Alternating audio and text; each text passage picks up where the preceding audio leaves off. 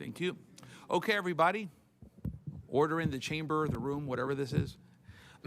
Good morning. I am Councilmember Louis Vieira, Chair of the HART Board of Directors. Please silence all electronic devices for duration of the meeting. Welcome to the April 7th, 2025 Board of Directors regular meeting, which is now called in order. The meeting format is hybrid with board members physically present at the Hillsborough County Center at 601 East Kennedy Boulevard, 26th floor conference room, and participating via communication media technology.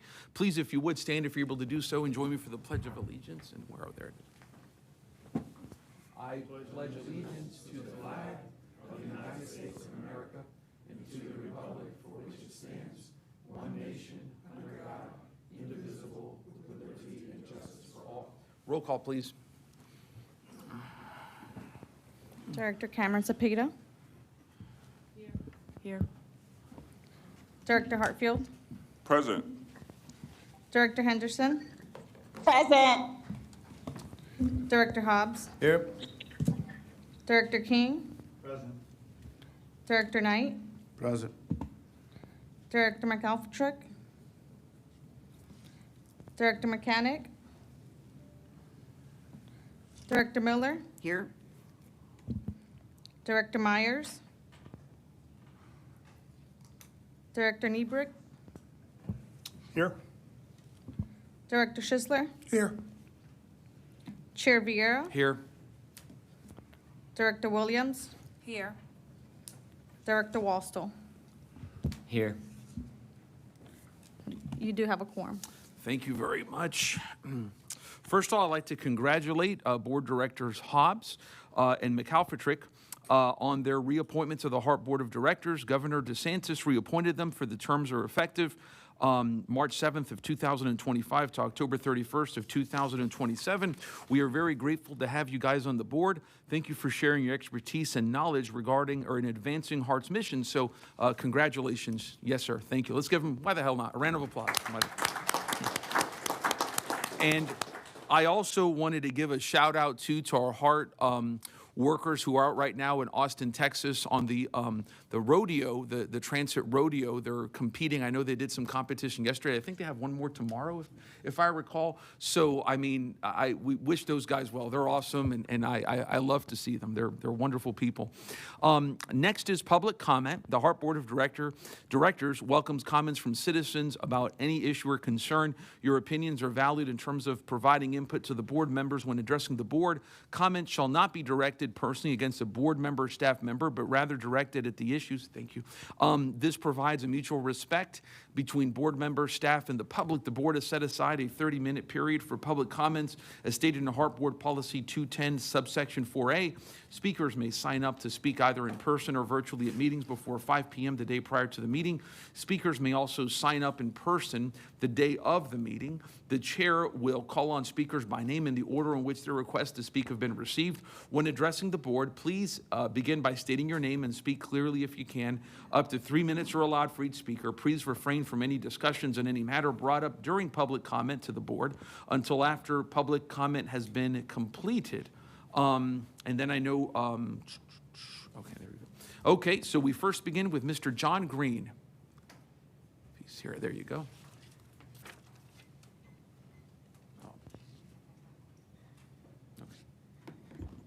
Good morning.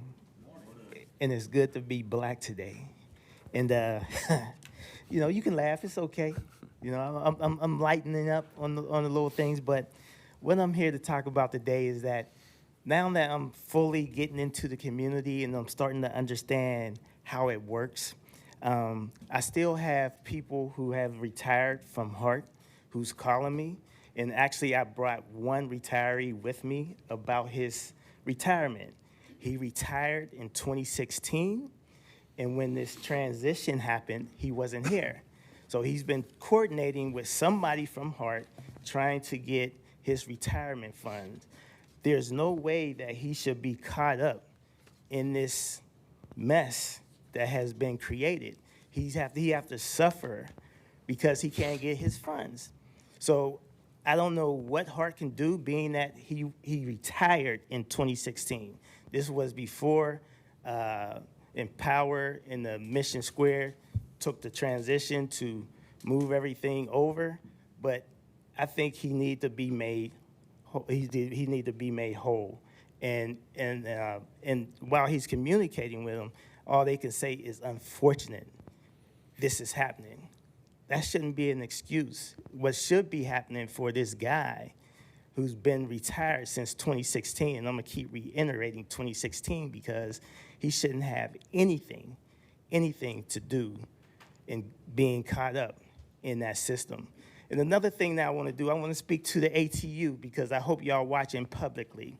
For those of y'all who has been a game changer and who has been targeted just for being on my page, that's okay.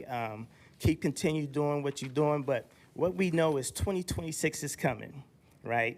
We're in the community. And what y'all need to let this board know is this, that y'all, the ATU membership, y'all know that y'all have the reach into the communities. We have 400, maybe upwards to 600 members in ATU. What we need to do and what y'all need to do is start talking to your friends now, having them register, and we're gonna make an example. We're gonna try this cycle coming up in 2026. We're gonna try to remove some people. We're gonna try to replace some people.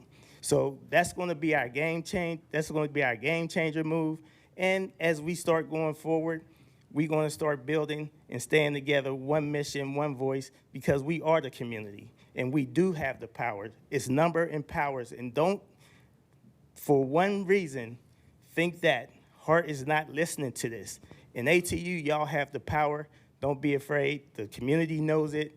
I'm getting out there. I'm talking about y'all. Everybody in the community is starting to listening, and we bringing the youth, and we bringing voters together. So as you'll hear more testimony today about how HART should be going forward. And thank you. Have a good day. I'm excited. Thank and I'll you, see sir. y'all on the playing ground. We appreciate you. Thank you. And just so that I know, when it starts beeping, that means the time's done, right? Okay, good. Don't want to cut someone off early. Thank you.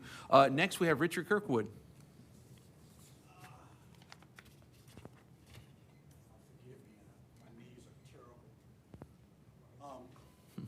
Mr. Green has actually told you everything that I could stand here and tell you guys.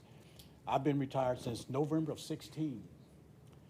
Since then, I just kind of left the money there, not because I didn't want it, but I left it there because I didn't need to pull that out at the time. If I had known what I know now, I would have took it out then. But now they're saying, well, the problem is the process has already started. And I'm like, all I'm asking you guys is just to give me the money that I deserve. But everybody's got this, everybody's got this situation where, well, there's nothing we can do about it. In this process, they have sent me letters that said, you are being forced to take money out of this. Forced. And it's going to take 5 years for this money to go over to Mission Square. Well, the forced was for $92. And when I sent the paper in for that, they sent me a check for, I think it was like $78. They taxed that $18. Now I understand that if I take my money out and I don't want to roll it over, then I understand that it's a 20% cost to take it out. But they won't even allow me to do that. It's unfortunate that you're caught up in this, but it's actually more than unfortunate. It's wrong, and that's all I'm asking. Just let me get my money out. Let me do what I want to do with it, and that's all I have to say. It's crazy, and I thank you guys for listening to me, and we'll see what happens. Thank you, sir. We appreciate you. Next is, and by the way, Commissioner Myers is coming just a little bit late because of some traffic challenges. Next is Nicholas Mullen. Nicholas? Yeah, hi. Oh, there you go. Okay. Go ahead. Yeah, my name is Nicholas Mullen. I'm a South Tampa resident. I'm just trying to provide public comment that I would like to increase funding for public transit in the city. The fact that one of the members of the board is stuck in traffic is, I think, a great example. of how we need more public transit in the city.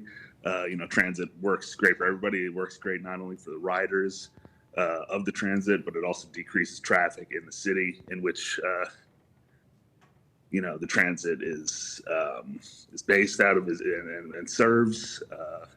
I think we need to do whatever we can in order to increase funding for transit, to improve transit in the Tampa Bay area, especially here.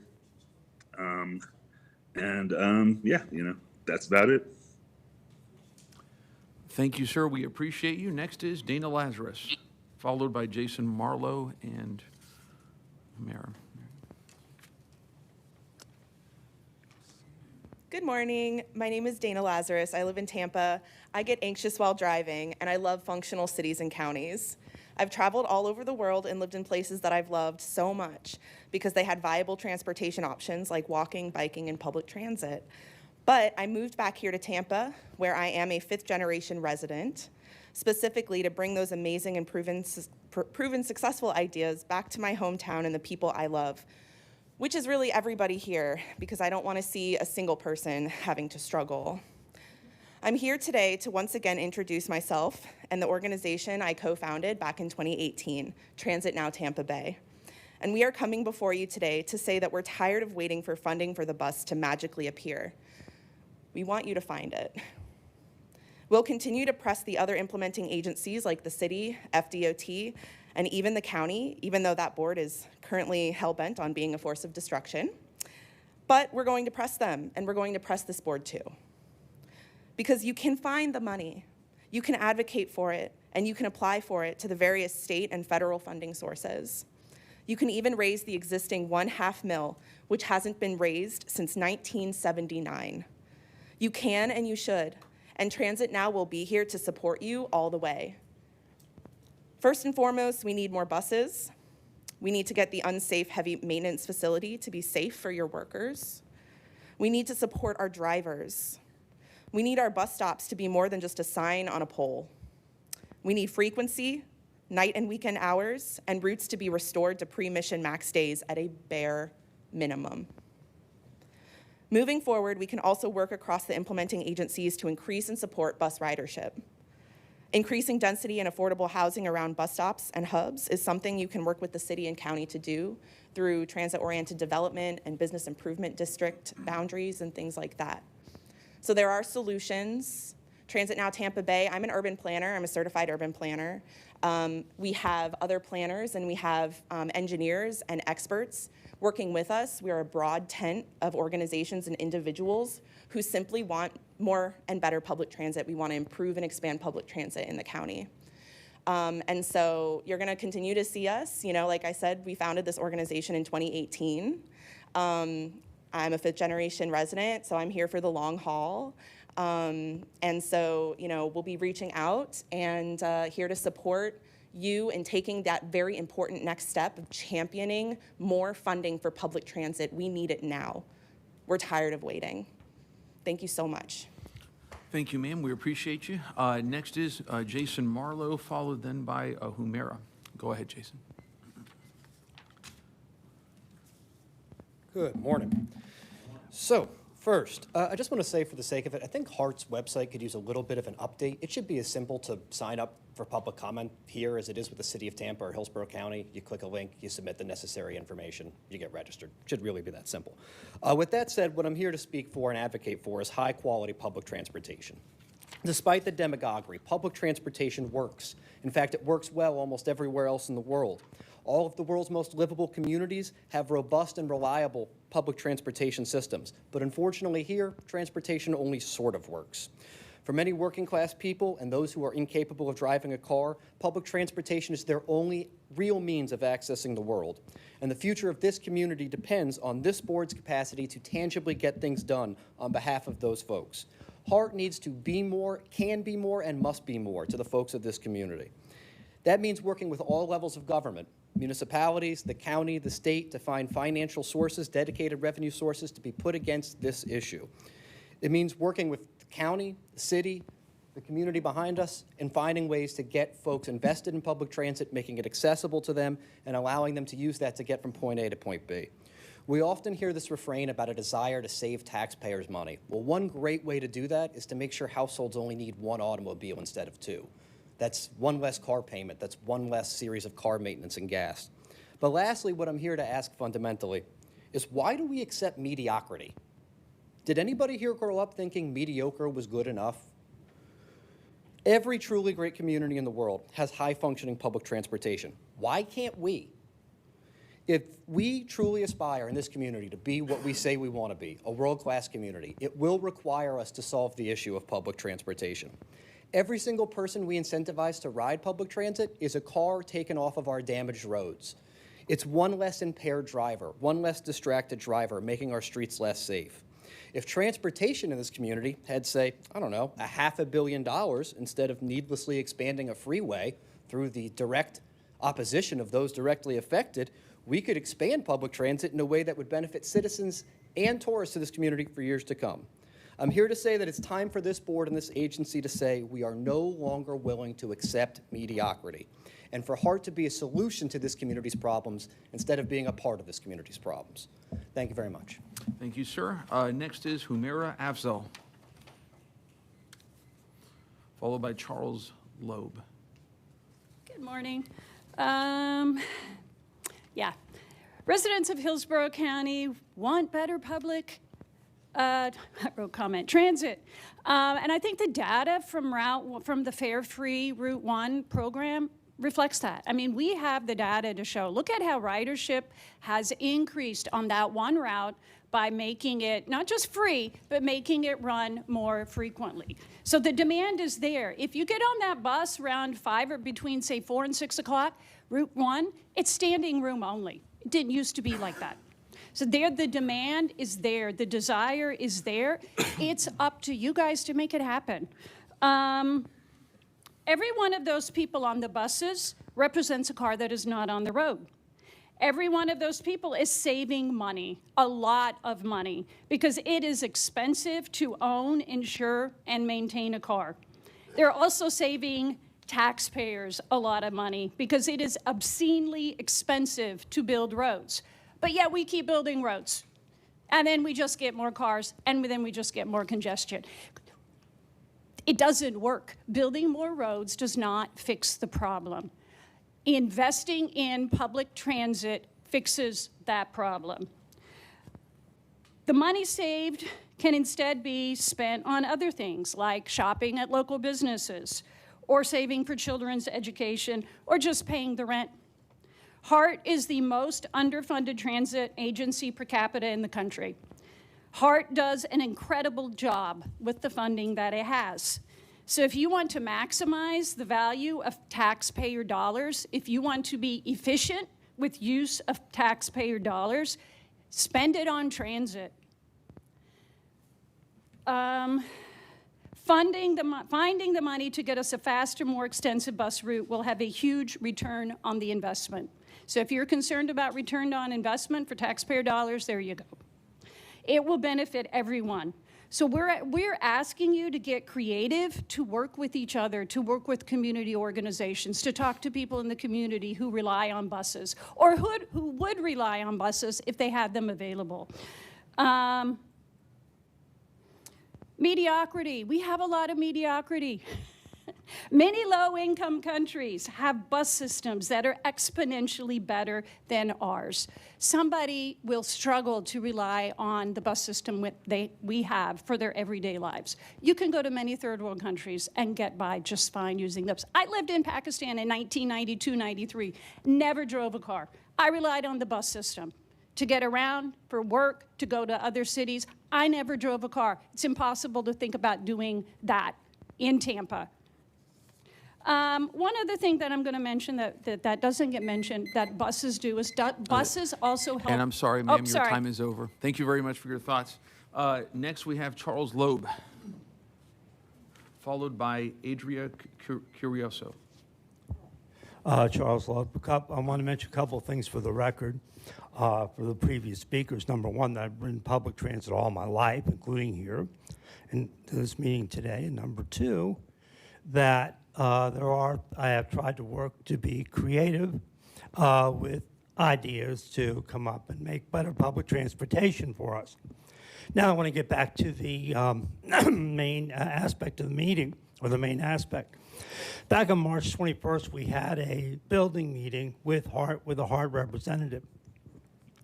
Over at the meeting, I brought up the idea of talking about HART Plus buses and all that for their benefit more than for mine. One, whether you plan to have more HART Plus buses, and two, if you have new HART Plus buses, do you want them to expand the system, or do you want it to, or do you want it just to replace old buses? One thing that I got out of the meeting that I feel is important is that there is a real need to improve upon recharging the HART Flamingo passes. It's a horrible thing to do. One suggestion I came up with is that they ought to be doing it on the bus, where you can put $1 bill or $2 bills in the thing if you're an occasional rider, and and then that the card would recharge automatically, and you get the benefits of the Flamingo Pass at the same time that you would that if you, rather than go to the UATC or to MTC, and it was not exactly a pleasant experience today to go over to the MTC, I might add. Another thing that we were talking about was AMSCOT. I went over and checked to see if AMSCOT was willing to recharge, to at least recharge a card that if you already have it, and if you don't, but they won't do it anymore either. Regardless of the problems between HART and AMSCOT, the bus riders lose either way. One other thing that came out interesting of the building meeting was that over in Washington, D.C., they made they put the whole bus system for free in WMATA because of the fact they wanted ridership to go up to the pre-COVID levels. What I talked this about with Mr. Danville over before the meeting, and he said that the ridership is pretty close, well into the mid-90s percentile of where it was before COVID level. But again, the idea, as the people have been telling you, to improve upon it, of course, you have to have money. And I did bring up a program for an idea last time about inside cardboard advertising that I hope would bring revenue and ridership into the HART system. Thank you. Thank you, sir. We appreciate you. We also got a note that Karen Peebles, who often speaks before us, went to the wrong building, but she wanted me to make a note of that she wished to come. So if Ms. Peebles does come here late, I'm glad to let her speak. I have no problem with that. Adria, and I believe this is the last speaker. If there's anyone else, please just let us know, and I'm glad to let you speak. Sorry, I'm kind of short. Hi, my name is Adria. I'm a Tampa citizen, born and raised, and I've been a bus rider since 2010, since I was 14. So I started riding before I could drive, and I have kept riding because driving has been a thing that I've struggled with on a personal level due to my anxiety. Being a bus rider for so long, I've also seen a lot of different types of people who ride the bus on a regular basis. And one thing I always see missing from these meetings is the voices of people who ride the bus on a regular basis. I know we want to make this more attractive to more people who don't currently ride the bus, but we're also really missing out on the voices of people who are currently riding our bus system and having to make do because there's no other options for them. And one of the things that I really struggle with, and all of us on the bus struggle with, is the inaccessibility of just the bus system itself, but also these meetings. This meeting got changed from location to location. That's why a couple people showed up late. I know that's why they showed up late, or why they missed out on this meeting entirely. And that is, you're missing out on voices of people who could give you like actual commentary on what we can improve on the bus from the perspective of people who take it on a regular basis. Also, making this on the 26th floor is inaccessible to a lot of people who have physical limitations and physical disabilities. And bus ridership, having an accessible bus system for the city is good for all of our people that have physical disabilities that preclude them from driving on a regular basis. So we're missing out on a lot of perspectives that could be valuable to meetings like this. It's also really hard to navigate the website. I wasn't even able to see that there was a meeting on the website. Maybe it's listed, I don't know, but I couldn't find it. The only reason I'm here is because of Transit Now Tampa Bay. They have been instrumental in at least communicating when these meetings are happening, where they're happening, and trying to get people to come because we are all invested in our community, or we want to be. The desire is there. People want this, but you're missing out on these people because they don't know where you are. They don't know how to comment. And we need more people speaking out and able to speak out about these perspectives, because I think you sit here in an office just having your meetings with all these people and these financial advisors and telling you that this is, money or whatever like that. The desire for this service is in your community, and you're not able to hear them. So many articles have come out about the success of Route 1, and in the comment section, I see so many people that are excited about this initiative but still don't ride the bus because this bus system sucks. It's inaccessible to people. People want a usable bus system, and the only reason we are using it is because I have no other options. It takes hours to get anywhere from point A to point B in this city with this bus system. It's ass. And we want better. Thank you, ma'am. We appreciate you very much. Thank you, ma'am. Thank you very much. Anyone else here to speak? Okay. And just to let y'all know, Adria here was talking. I sent an email to my aide to inquire with her on advertising our meetings. I don't know if we do that, I may miss that. I don't know. I know the city of Tampa does that and a couple of other issues. So I think that's a good point. To the extent it's not done, we can talk about that offline and everything. Okay. So thank you very much, everybody, for that. Statement from board counsel. Jan, go ahead, ma'am.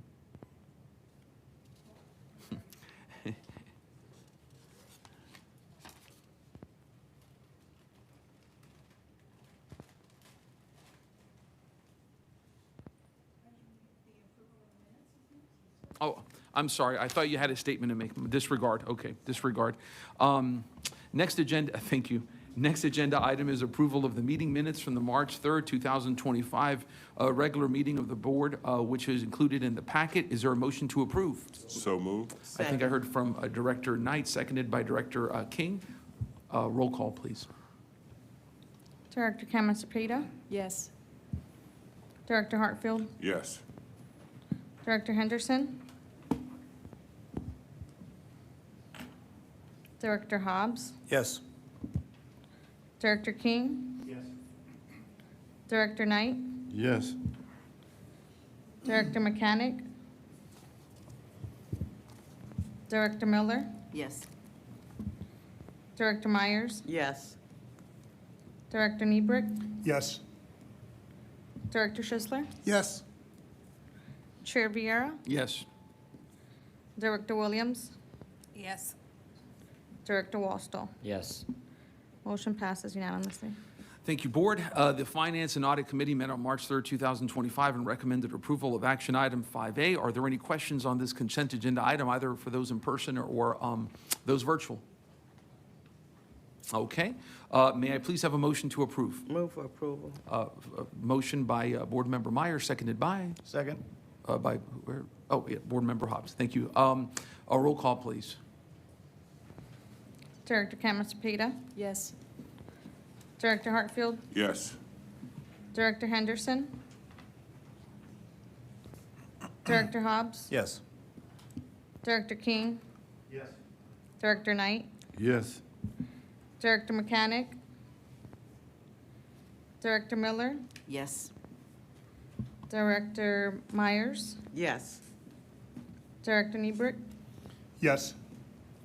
Director Schisler, Yes. Chair Vieira, Yes. Director Williams, Yes. Director Wallstall. Yes. Motion passes unanimously.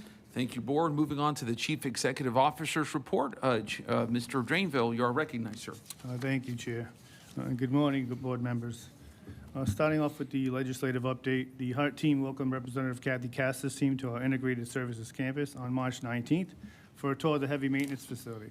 Our PMO staff provided a project update and led a walkthrough of the facility, highlighting the urgent need for funding for support Phase 2, a critical next step to modernize our infrastructure and keep HART moving forward. On March 28th, I had an opportunity to meet with Senator Ashley Moody during her brief visit to Tampa. I continue to strengthen relationships with members of the legislative delegation to advance HART's priorities. Immediately after this meeting, I'll be boarding a plane to Washington, D.C., where I will spend a few days meeting with members of the legislative delegation and their senior advisors, representatives from the FDA and USDOT. I would like to use this opportunity to emphasize HART's commitment to maintaining the state of good repair for its assets and pursuing funding for its major projects, such as the continuation of transitioning of our fleet to CNG and advancing the rebuild of the integrated service campus, aka heavy maintenance facility, to the next stages. Moving on to financial highlights. Last week, HART received the Distinguished Budget Presentation Award for the FY 2025 budget from the Government Finance Officers Association, or GFOA. The award represents a significant achievement by HART. It reflects HART's commitment to meeting the highest principles of governmental budgeting. HART has to satisfy nationally recognized guidelines for effective budget presentation to receive this budget award. These guidelines assess how well an entity's budget serves as a policy document, financial plan, operations guide, and communication tool. This is the 8th time that HART has received this Distinguished Budget Presentation Award. In my executive summary for the week ending November 15, 2024, I reported that representatives from the Office of Inspector General had an entrance conference with HART staff to kick off the FDOT internal control of HART. The HART engagement resulted as a part of the Office of Inspector General's annual work plan. The objectives of this audit were to determine if HART's internal controls, financial management, and grant compliance are in accordance with federal regulations, state statutes, and department guidelines, and to determine selective invoices for grant agreements comply with federal regulations, state statutes, department guidelines, and agreements. Since that time, staff shared all requested documentation, and the auditors have completed their field work.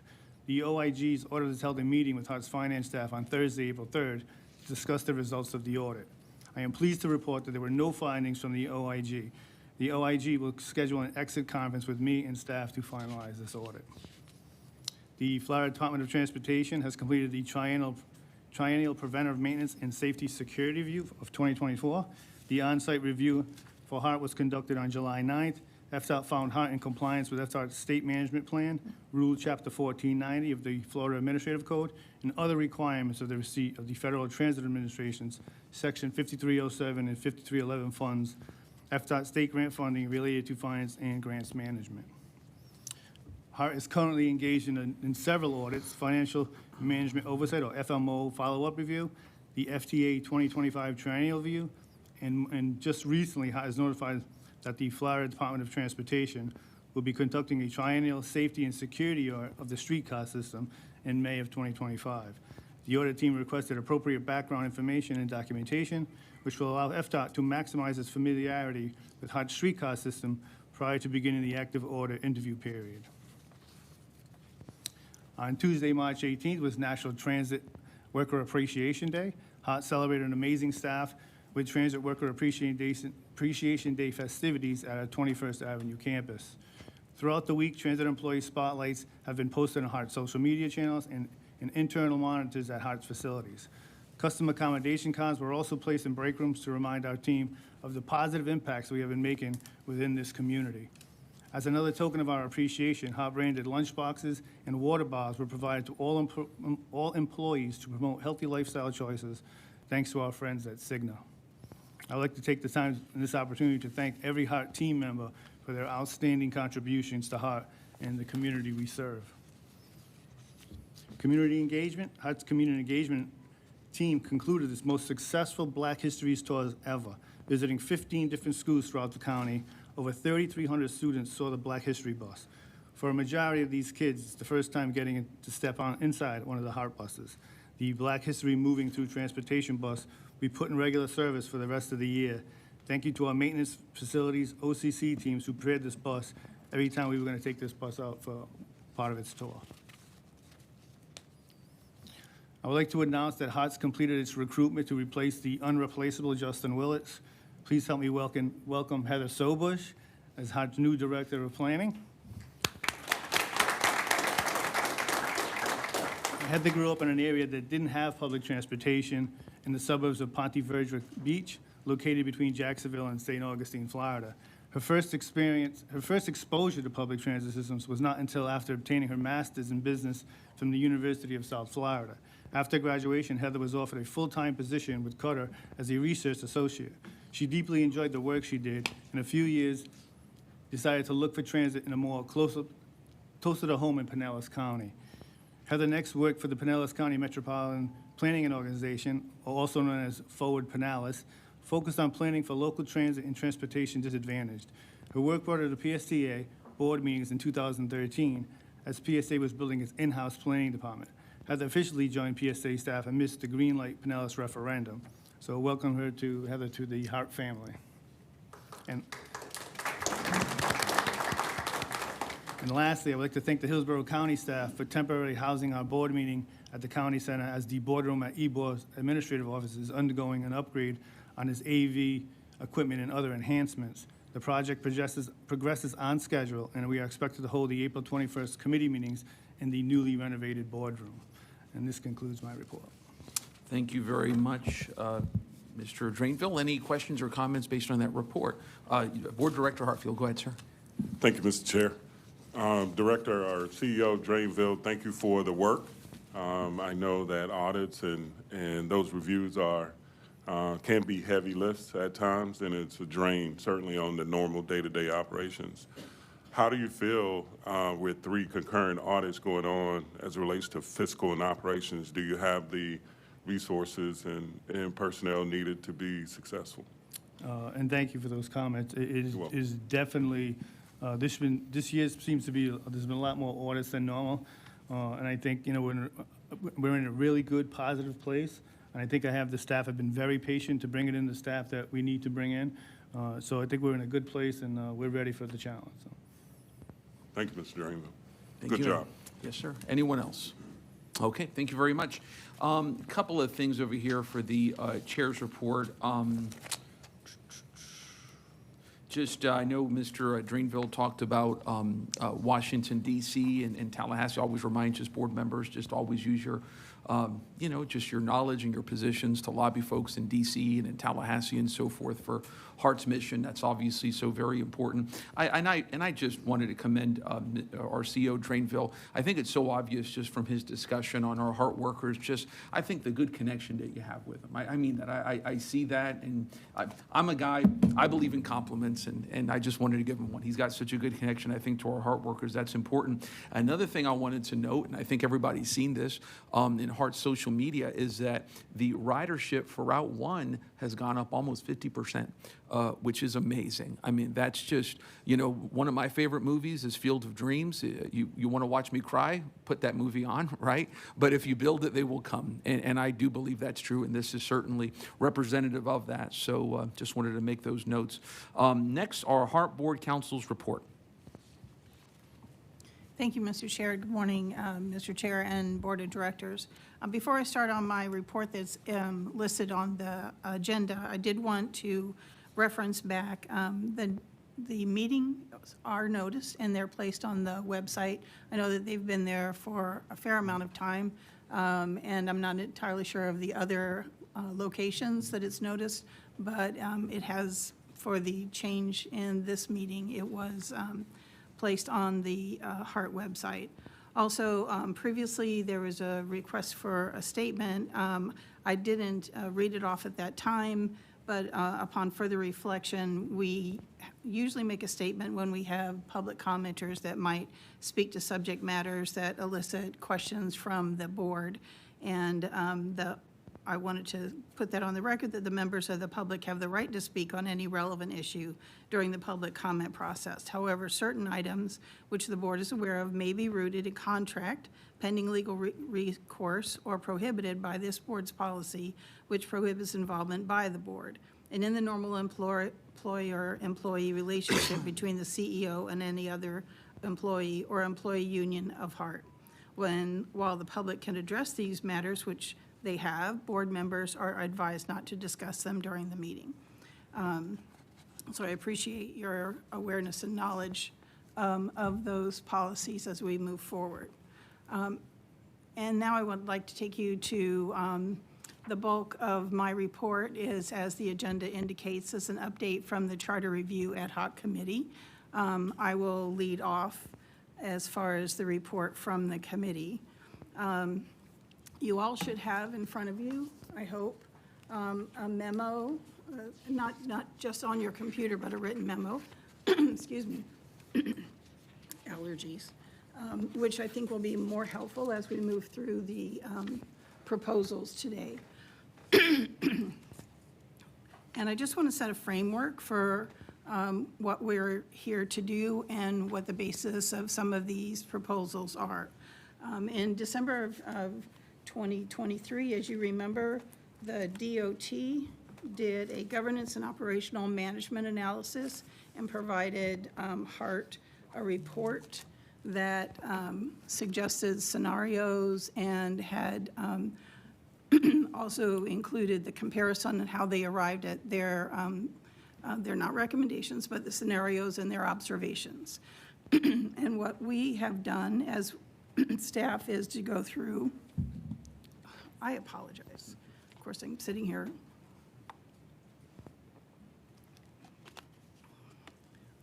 Okay, frog, get out of my throat.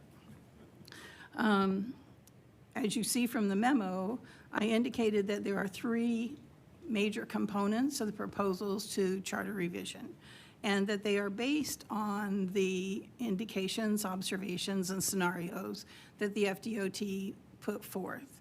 We've had different discussions of these before. We had an additional ad hoc committee for alternative revenues, and then we established the ad hoc committee for charter review. And so this committee brings forward this product for the board consideration and discussion. And the framework I wanted to make sure that you understand is that the charter is derived from statutory authority. It was originally, as somebody had indicated earlier today in the comments, it was originally chartered in 1979 and then amended again in 1980 and not since then. Chapter 163, 567 requires certain elements be in the charter. And when the first committee was developed to create the first charter for HART, they had to follow the statutory elements, and that's what you see in the charter today. The first of which is the formula for the representation and voting of the members based on population. And you've heard me answer questions as we've gone through these different discussions, as we have to make sure that our representation is based on population. And the population number that we have currently is for every 150,000 members, we have an additional member of the board. So the committee had the discussion on that. The second is Chapter 163, 567, 3 states that the charter and all subsequent amendments shall be executed by the governing bodies of all members. Article 11 of the charter says that it may be amended by vote of the board and then ratified by the governing bodies of the members. So I'm trying to give you the process and lay out the context as well as the authority. Chapter 163.70 authorizes the ad valorem. And in this section, it authorizes ad valorem not to exceed 3 mils. So the limiting half a mil is what HART had decided to include in its charter and is able to be revised based on certain procedures. The amendments, as they are put forward, 2 of the 3 of them just require a majority vote of the board. If the board does consider and then approves the consideration of increasing the millage, that requires the same majority. It goes to the ratification of the boards. It requires the approval of the county, and if the county approves, then it would be placed on a referendum of a ballot of a general election. We can discuss that in more detail when we get to that particular section, but just to give you the context. As we move forward today, if the board does consider to accept or revise the proposed changes that you have in front of you, we would need a motion to move forward by a majority to approve this. And in addition, I've tried to also go through our policies So I would request, if we do get to that point, that we would include a motion to revise policies as needed by the revision to the charter. So, all that said, very dry legal basis, let's go into the document and walk through it. Please, if you would turn to, the first page, of course, is going to include your whereas clauses. I'm not going to skip anything because I don't want anybody to think I'm just glossing over it. And then if anybody has any questions about it, you can definitely answer it. But I try not to drag it on, especially speaking like a frog. So the next revision is in Article 4, entitled Board of Directors, and as I just indicated, this is the section which indicates the change in the number of members on the board. This was specifically observed and stated by the FDOT regarding the size of the board. And they did a comparison with other like agencies and found that the average number of members on a board is 11. What you have in front of you is a proposal for your consideration. I'm not advocating for that particular number. It can stay the same as what we have now. It can be revised to reduce based on a formula that we have included in here. And in addition, if you see on your front page of the memorandum, there are other steps of population numbers and what that would result in as far as the members from, the representatives from each member and the total number of the board. So I don't know if you really want me to read the paragraph off to you, but what it does is increases your population element to 250,000 so that your number of the members on the board would reduce to 11. The process that would be necessary for that reduction would be on an annual basis. If a member has a slot that's opening up for a representative, then by attrition, that slot would not be filled if they're a member that's reducing their representation under the formula. So that's your first paragraph in section 1. I'm going to stop and breathe and try to get rid of the frog. And if anybody has any questions, I can answer them as we go along, or we can continue. The pleasure of the board. I have a question. Are we just accepting the report today, or is this something we're going to amend and discuss? Or how's that going to lay out? Your speaker's still not on. Oh, sorry. Is this going to be for approval today, or is this purely for the purposes of a report? That is up to the board. This is the report of the committee, and if the board so sees fit to take action, then as I had indicated, any action would need a motion indicating approval of the different, of the product. Do we have a motion before the board to accept this report as written? No, Okay, but that will come later. yes. Okay. Do you want to No. have questions go through your chair? No, you can, if you're doing it, it's just, Commissioner Miller was looking at me, I just wanted to make sure that, yes, so go to Ms. McLean for purposes of speaking for this item. Okay. Thank you. So, Ms. McLean, my question would be, so it's kind of a dovetail on each section. If we had an issue with the section, then we would have to make a motion to make an amendment to a section of it? The way that we have it structured, the way that I have it structured for your consideration is one product. I don't have it broken down by sections. That, of course, is up to the board.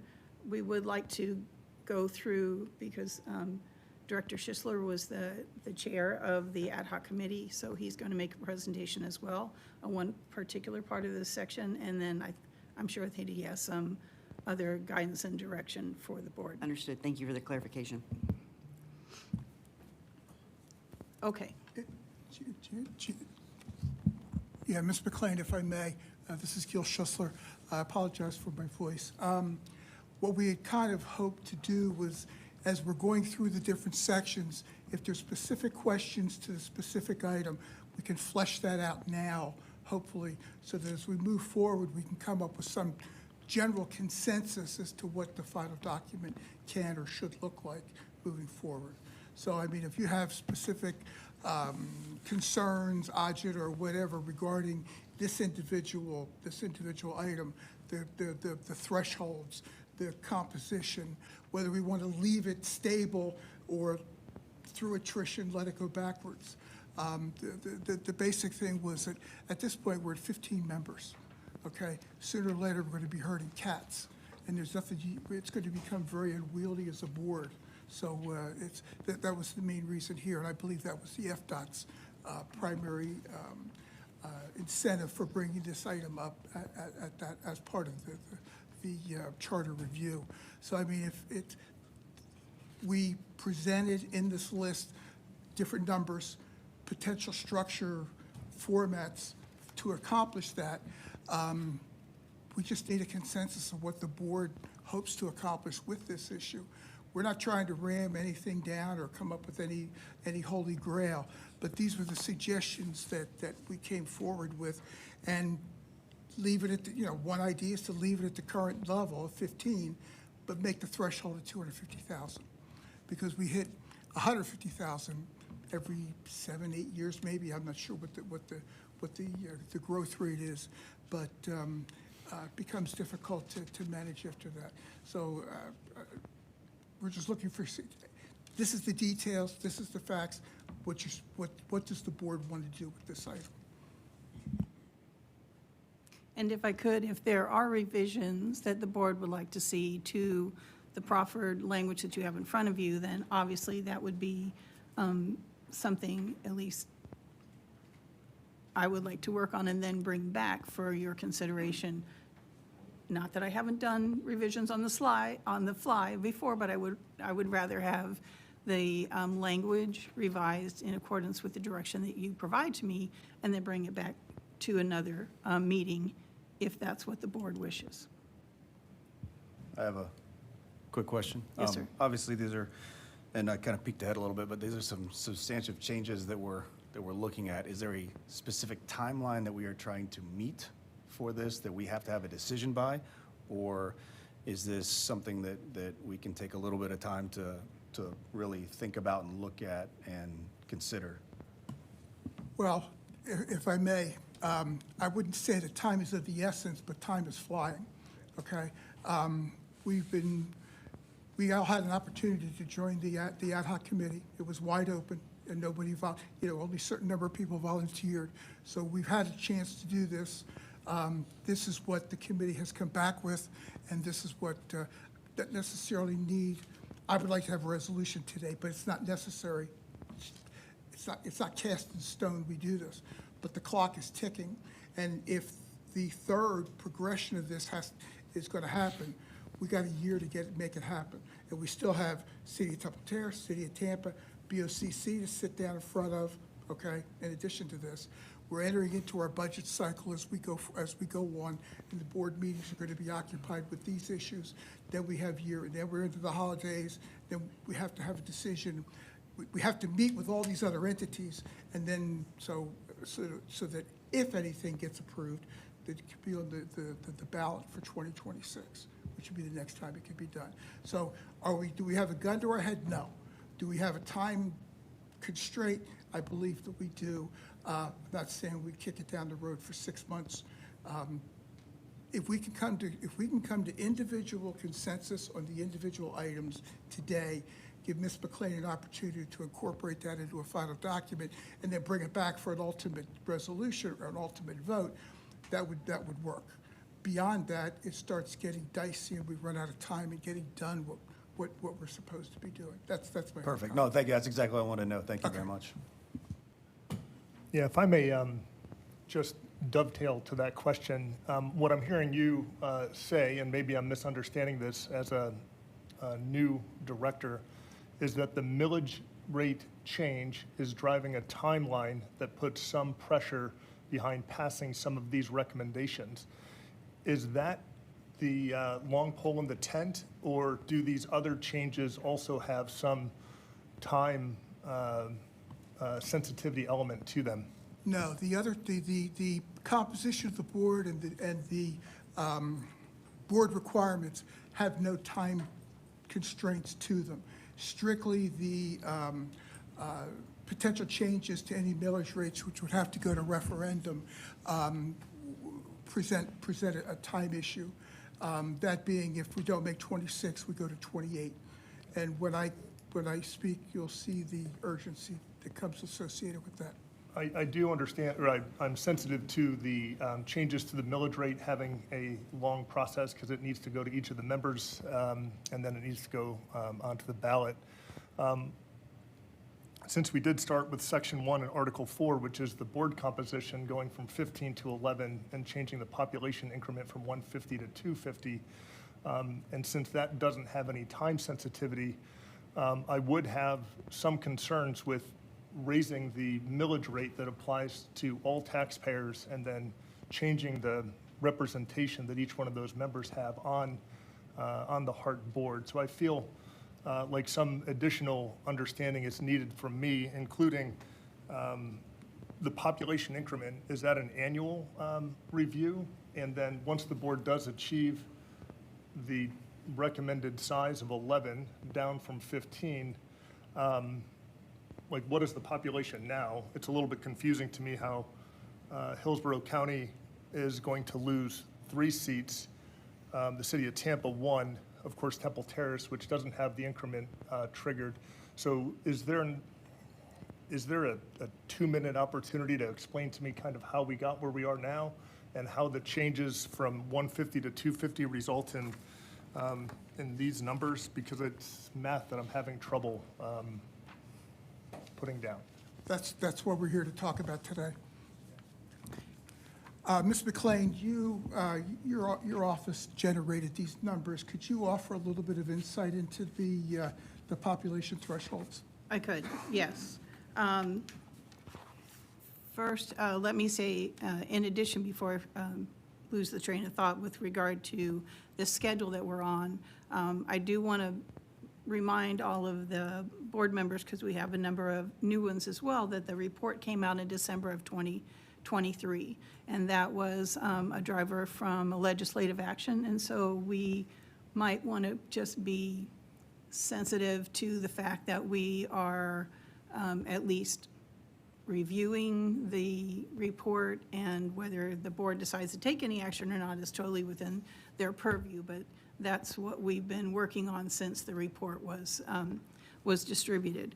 With regard to the population, my colleague, who's much more mathematically astute than I am, but yes, the population is reviewed on an annual basis, and so actually we just increased to 15 when the review was made, so that you could see that the county was eligible to have an additional representative onto the board. And so what we did was look at the different levels of what the population would be to allow the representation to be different. At the outset in the statute, it talks about 100,000. When the charter was developed, it said 150,000. The growth in the different areas of the county, because you have to look at the different members, has been pretty steady, not necessarily across and all of the members as you indicated, but each of the members has to have at least one, and there can be no less than 5 members on the board, and 2 of them must be the governor's appointees.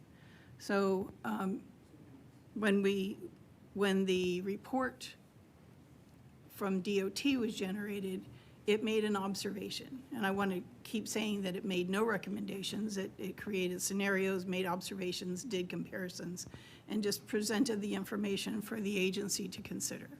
So that was one of them, was the size of the board. If the board so thinks that the size that it is now could become unwieldy beyond 15, or is now, and it would like to go back to something that is smaller. Totally up to you. There's nothing legally requiring it to happen, except that it must be based on some population formula per statute.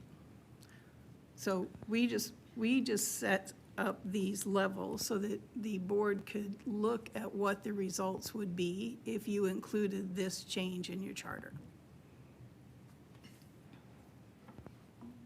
Yes, sir. I would recommend to the chair at this point that we just allow, because we're kind of jumping around and it sounds like we're going to hear from Member Schisler on his own report, which might cover duplicative conversations. If we just get through the process and then we will decide as a board. It doesn't sound like there's going to be consensus to vote today. I'm not speaking for you, just from the topics I've heard, but if I would make that recommendation that you just instruct the presentation to go on. Maybe if we have very specific questions. I know I have questions about the population breakdown that I can cover later. 250, City of Tampa is below 500,000, so I need to understand how they get to 3.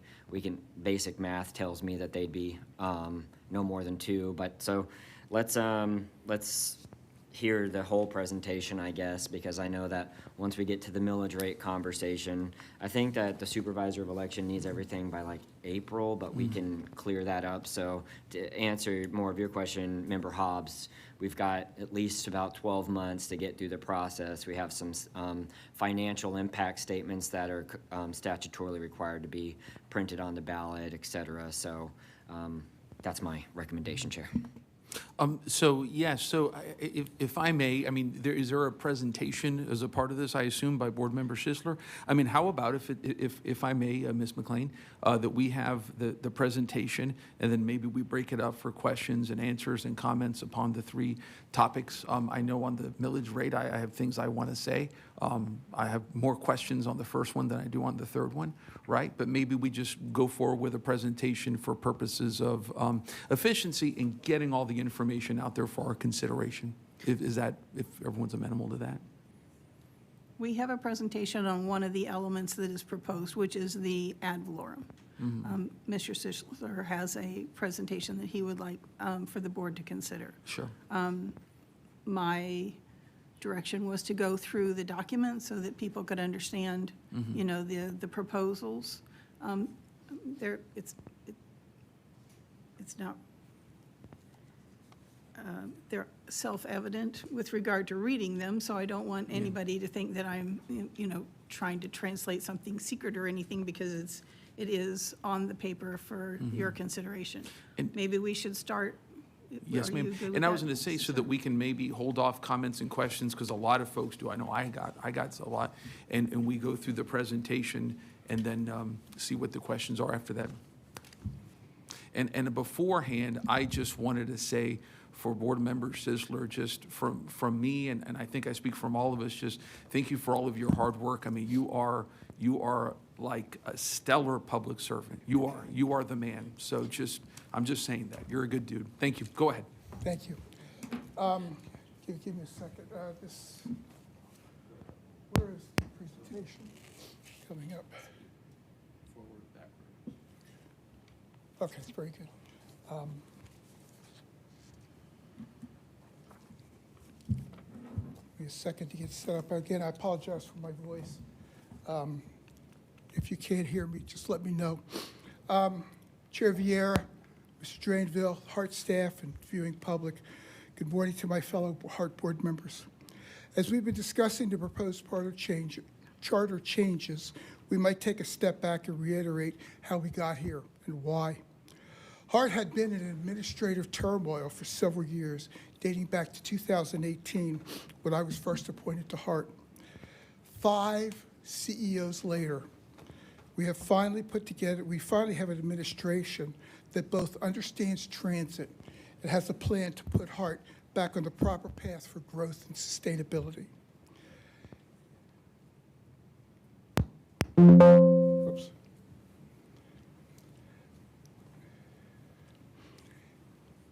If you look at the slide, if everybody can see is it on your monitors? Okay, great. Okay, we look at this slide. This is the incremental changes, the big impact. 2017 pre-mission max. So let's go back into history. The weekly ridership averaged 51,373. We had a peak vehicles of 153 vehicles on the road with 19 in reserve. And we had annual bus service hours of over 661,000 hours. We ended up with the mission max changes or mission max adjustments that were related to revenue shortfalls versus the operational budgets. So what did we do back then to take care of this? You'll notice we eliminated the local routes on Sly Avenue, Causeway, Anderson Road, 30th Street, McDill, and West Shore. We eliminated the express routes from Brandon, Citrus Park, Temple Terrace, Lutz, Clearwater, and South County via 301.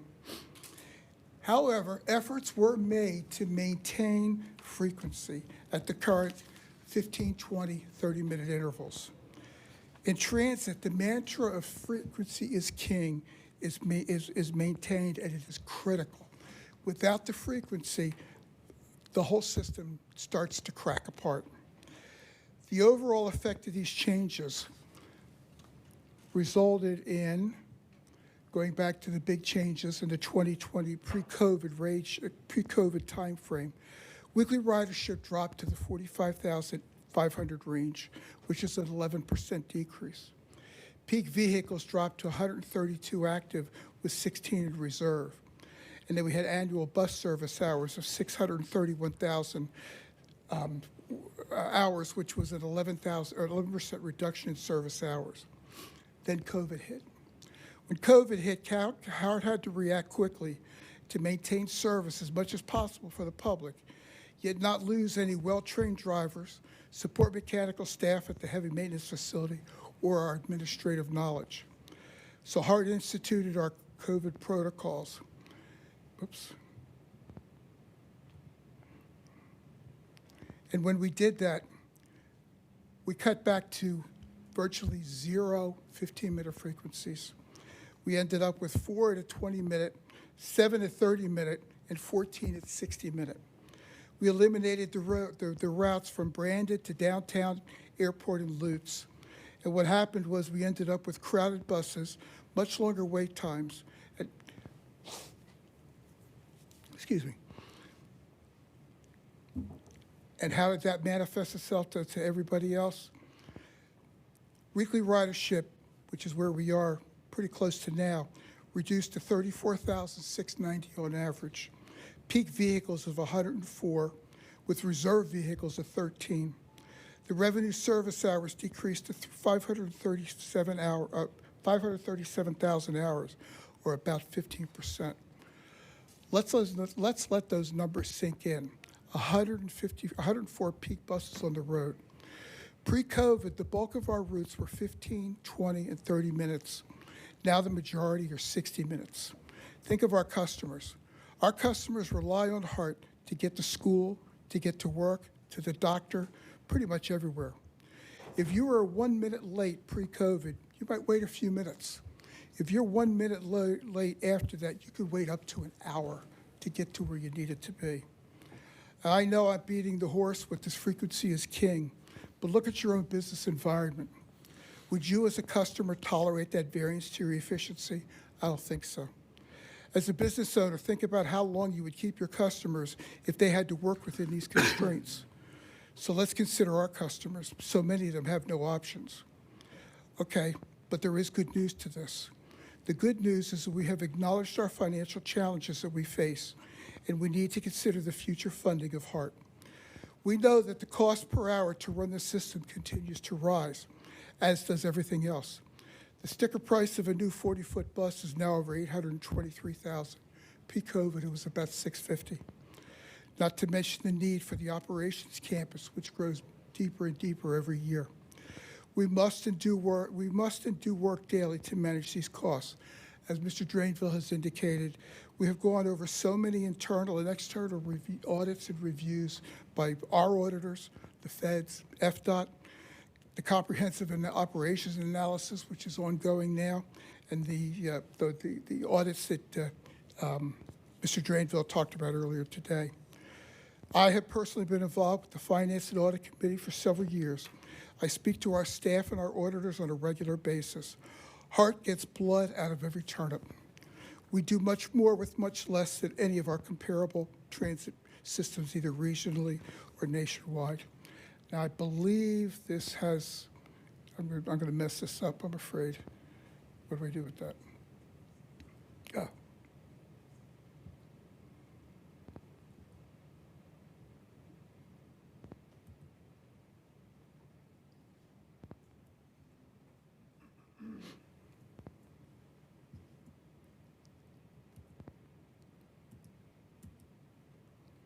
You have the moderator play it. It's not, it's clicking, but it's not doing anything. All right, they're gonna play it from upstairs, just Okay. 1 second. Hello, my name is Billy, and I'm 71 years old.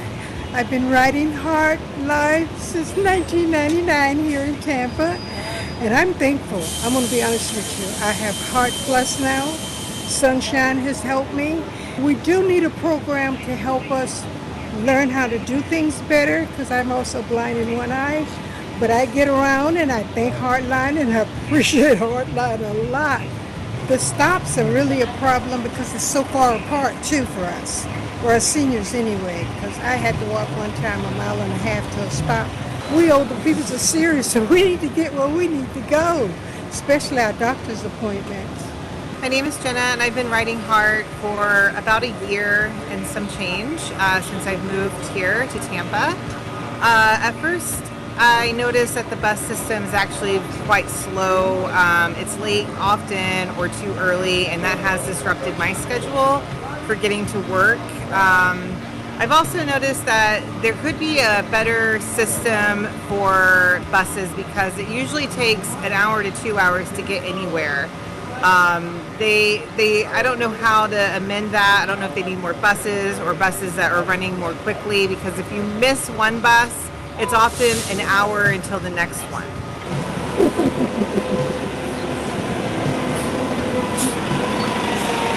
My name is David. I've been riding HART for, I'd say, 3 years. I used to have an appointment I had to go to every day on Fowler Avenue, and there's not a bus that runs up and down Fowler. So I'd have to, only the 275, which is once every hour. So I used to have to take 2 buses to get 15 minutes away, you know what I mean? So that was an inconvenience. So sometimes it would take me, I actually walk sometimes, because it took me 50 minutes to walk, and you know, it should take 10 minutes to get there by bus. My name is Renee Dyson, and I've been riding HART over a year, and I've been getting on the 6 bus. It's good.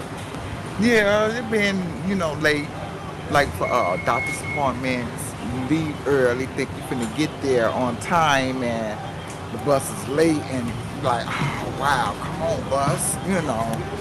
Some people be like, man, I've been waiting here for this long, and I'm like, wow, you know. You look on the phone and see what time they supposed to be, and they don't be there at that time.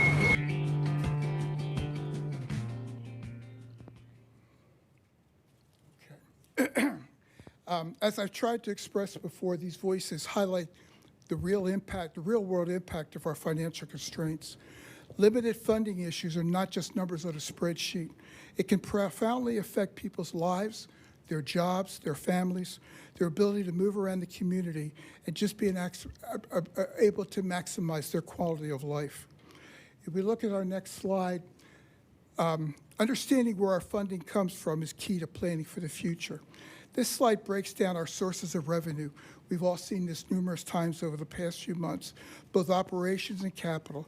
It shows the current mix of ad valorem, federal, state, fair pass-through collections, et cetera. The discussion before us is how do we align the resources we have with the level of service that our community needs and expects. We do have several options, though. Scenario one is do nothing, maintain our current status.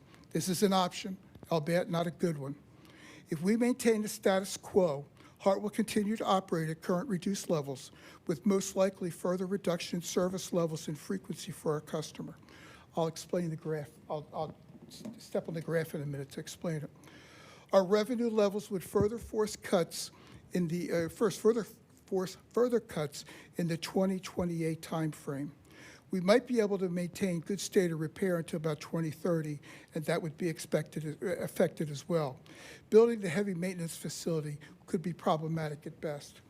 So everybody, does the cursor move on here? No. Okay. The stack bar graphs, the black is where we currently are, our current levels, our basic service. Then we have the light blue, which is a replacement of our buses, which is what we do on a normal basis going forward. And then everything above that, we have the light, which is other capital requirements, and then the light purple is our heavy maintenance facility. As you see, the red dotted line, or the lower dotted line, because it's red, is the operating revenues, all operating revenues with ad valorem at $500,000. We are currently, or will go below that in 2028. In order to maintain, or in order to continue, we will have to cut back services of some description, and that's at $500,000. Keeping in mind that underlying funding, i.e. our ad valorem, gives us the opportunity and the flexibility to leverage formula dollars to higher returns for HART. In other words, if we have $1 in the formula funding, we might be able to get $2 to $3 from the FDOT and from the feds, which greatly enhances our ability to meet our needs and moving forward. Excuse me. The effect of all this would be 0 improved frequencies, no restoration of any of the discontinued routes, and no real ability to meet the growth and demand that we expect going forward. The impact of that is riders will have longer wait times, there'll be fewer options, and they'll be more difficult relying on transit as a primary mode of transportation. And I wonder if this is what any of us signed up for when we sought to sit on this board. Our second option is restoration to pre-COVID levels, or 2020 levels. Changes a little bit. If we, this is a little busier of a screen. If you look at the same base rate, the same stacking pie chart is applicable, but now we add some changes there with some additional colors as far as increased frequencies, improved frequencies. We take it back to 12 minutes, about 15 minute, 20 minute, and 30 minute. Also, as time goes on, we'd be able to expand our routes. We would add back some of the routes. I can't remember. Excuse me, I lost my place on the screen. Our routes would improve from 20 to 15. 4 of them. We only have 1 right now, which is the route number 1, and that's being subsidized by the City of Tampa, which expires on January of 2026. We would be able to increase some additional 30-minute to 20-minute, and then the 60-minute to 30-minute. This takes time, but it does happen over a 10-year time frame.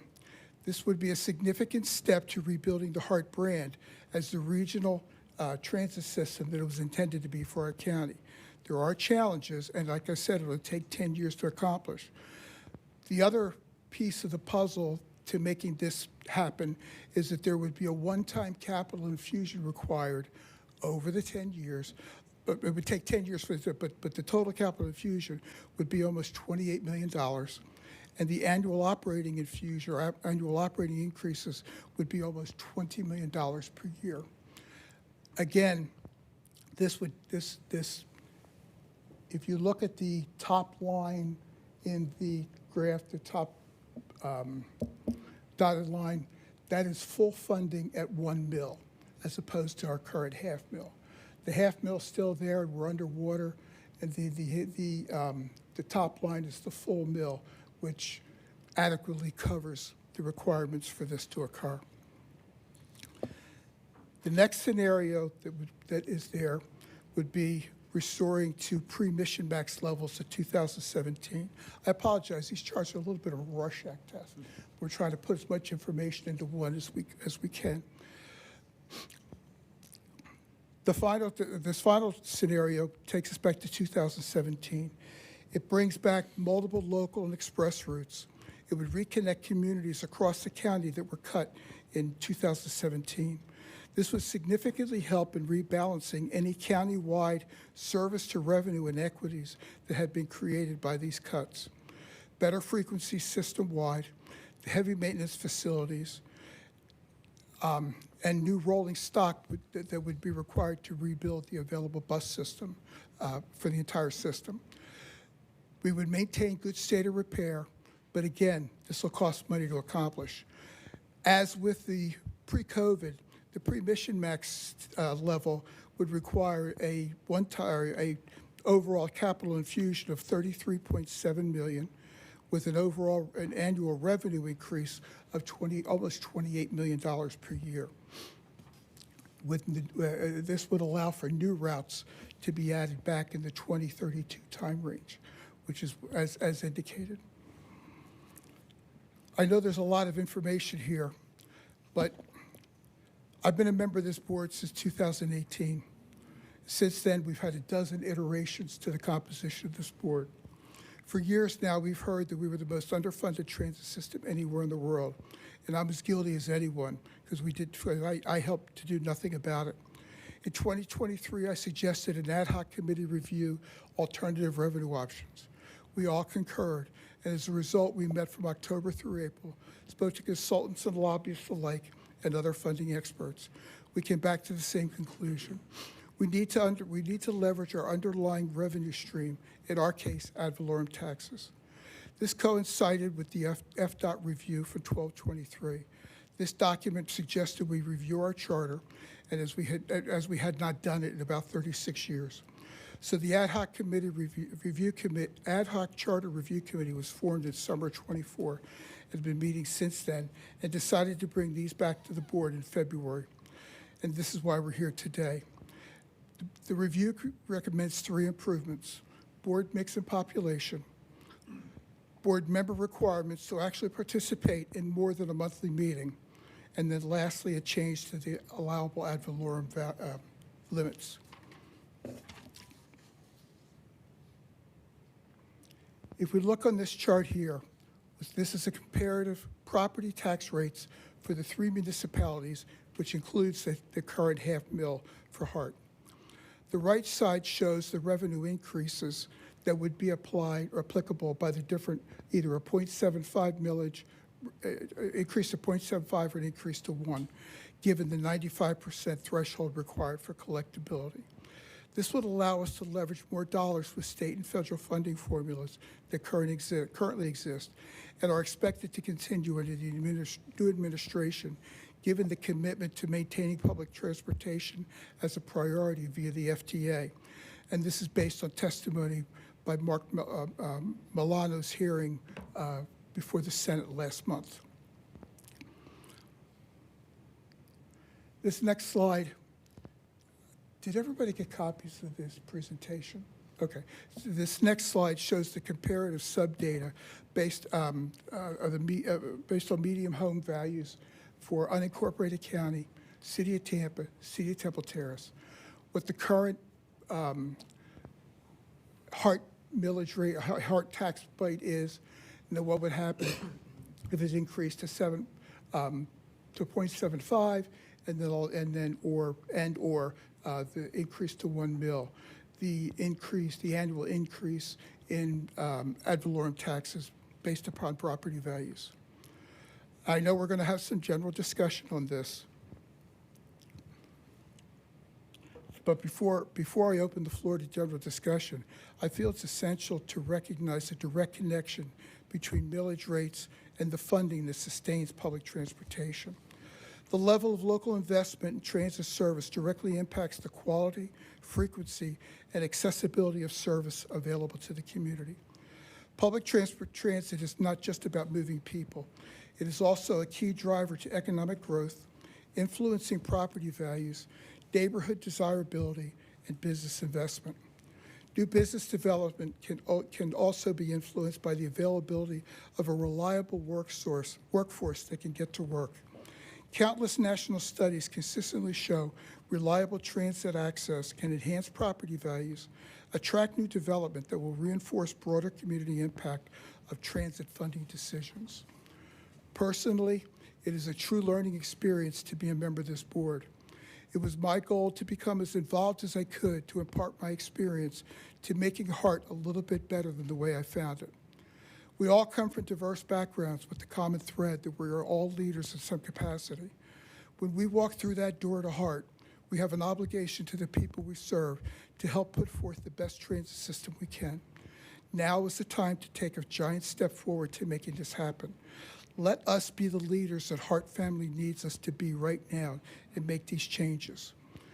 We still need three other entities to approve any changes that we do here, and then it could go to the voters. So in the end, let's let the voters to decide. To underscore what I perceive to be a significant call to action is that we are still seeking a CFO. We want to give Ms. Kirk her retirement back. She's graciously served us for many years. It's pretty telling when we have had at least two candidates who would have done a great job actually turn us down for the position due to the uncertainty of the willingness to develop the adequate funding streams that HART needs to sustain itself into the future and to supply the level of public transit this area needs and deserves. Mr. Chair, I relinquish the podium for questions and discussion. Thank you. And Ms. McLean, do I run it from this point, or I don't know if you had to?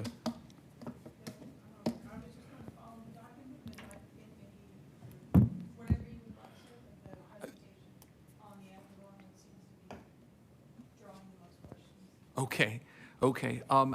Should I do it, or, I mean, I don't know if you were planning. I'm glad to do it. Okay, just making sure. I didn't know if there was any. Yes, so any questions, concerns?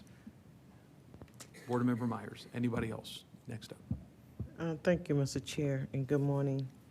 Councilman Schisler, thank you so much for the overview. I do have concerns. Last year, I presented to our legislation delegation language to change from the Hillsborough County Board of County Commissioners having the final say of what should go on the ballot when that time comes. As most of us remember, it was a big discussion between the school board and the BOCC, and it ended up in court, and the judge ruled in favor of the school district to place their item on the ballot. They had a, what was it? They had an increase. I can't remember what it, property tax increase. I personally don't feel that it needs to come back to the BOCC. We are the elected body of this board. If we vote for a millage increase, it should go directly to the taxpayers. That was my vote with the Board of County Commissioners, with the school district. As a commissioner, they have an elected board. The school district has a board. They voted to place their item on the ballot. The Board of County Commissioners voted against placing their item on the ballot. Get what I'm saying? All of us remember what happened last year. So I would not support the BOCC again, because when you're an elected body and you're representing HART, and we make the decision as HART board members to move an item to be placed on the ballot for our voters to decide, then it should be up to the voters to have the final decision, not the Board of County Commissioners. I just want to share that with us. Thank you, ma'am. Thank you very much. Anyone else? Board Member Schisler, go ahead, sir. Just so that there's no confusion as to what I was saying, I was recognizing that step. I was trying to recognize that step as being in the mix because we're not an elected board. we are at a point where we're appointed by various contingencies. What- So, but to your, I understand your point, but I just want to make sure that I wasn't misleading anybody by saying that I wanted to go directly from here to the voters. I want to follow whatever the proper procedures and protocols are at that point in time. Well, I'm hoping that the legislation this year in session Understood. can address my issue that I put before Agreed. then. Okay, thank you. Yes.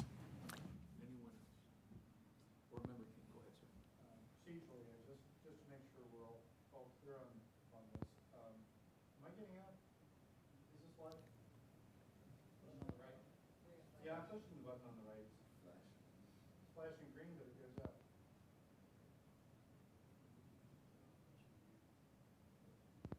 Okay. Everyone hear me okay? We can, yes, sir. All right. Procedurally, as I understand it, we're going to vote to approve the charter recommendations before it goes to the county commission for their final approval and to be placed on the ballot, if they do approve it, for the voters to have the ultimate say. Is that not correct? I believe so, but I'd have to defer to our attorney. Yes, that is, but if that does not occur with all of your charter revisions. It only occurs with the ad valorem element of it, and that is, as was indicated, is still in statute of 163-570 that requires the approval of the county commission.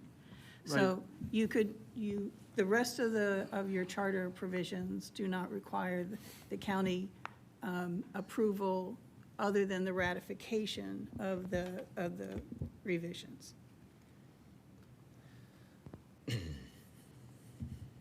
Thank you. Thank you, sir. Vice Chair Wilson, go ahead, sir.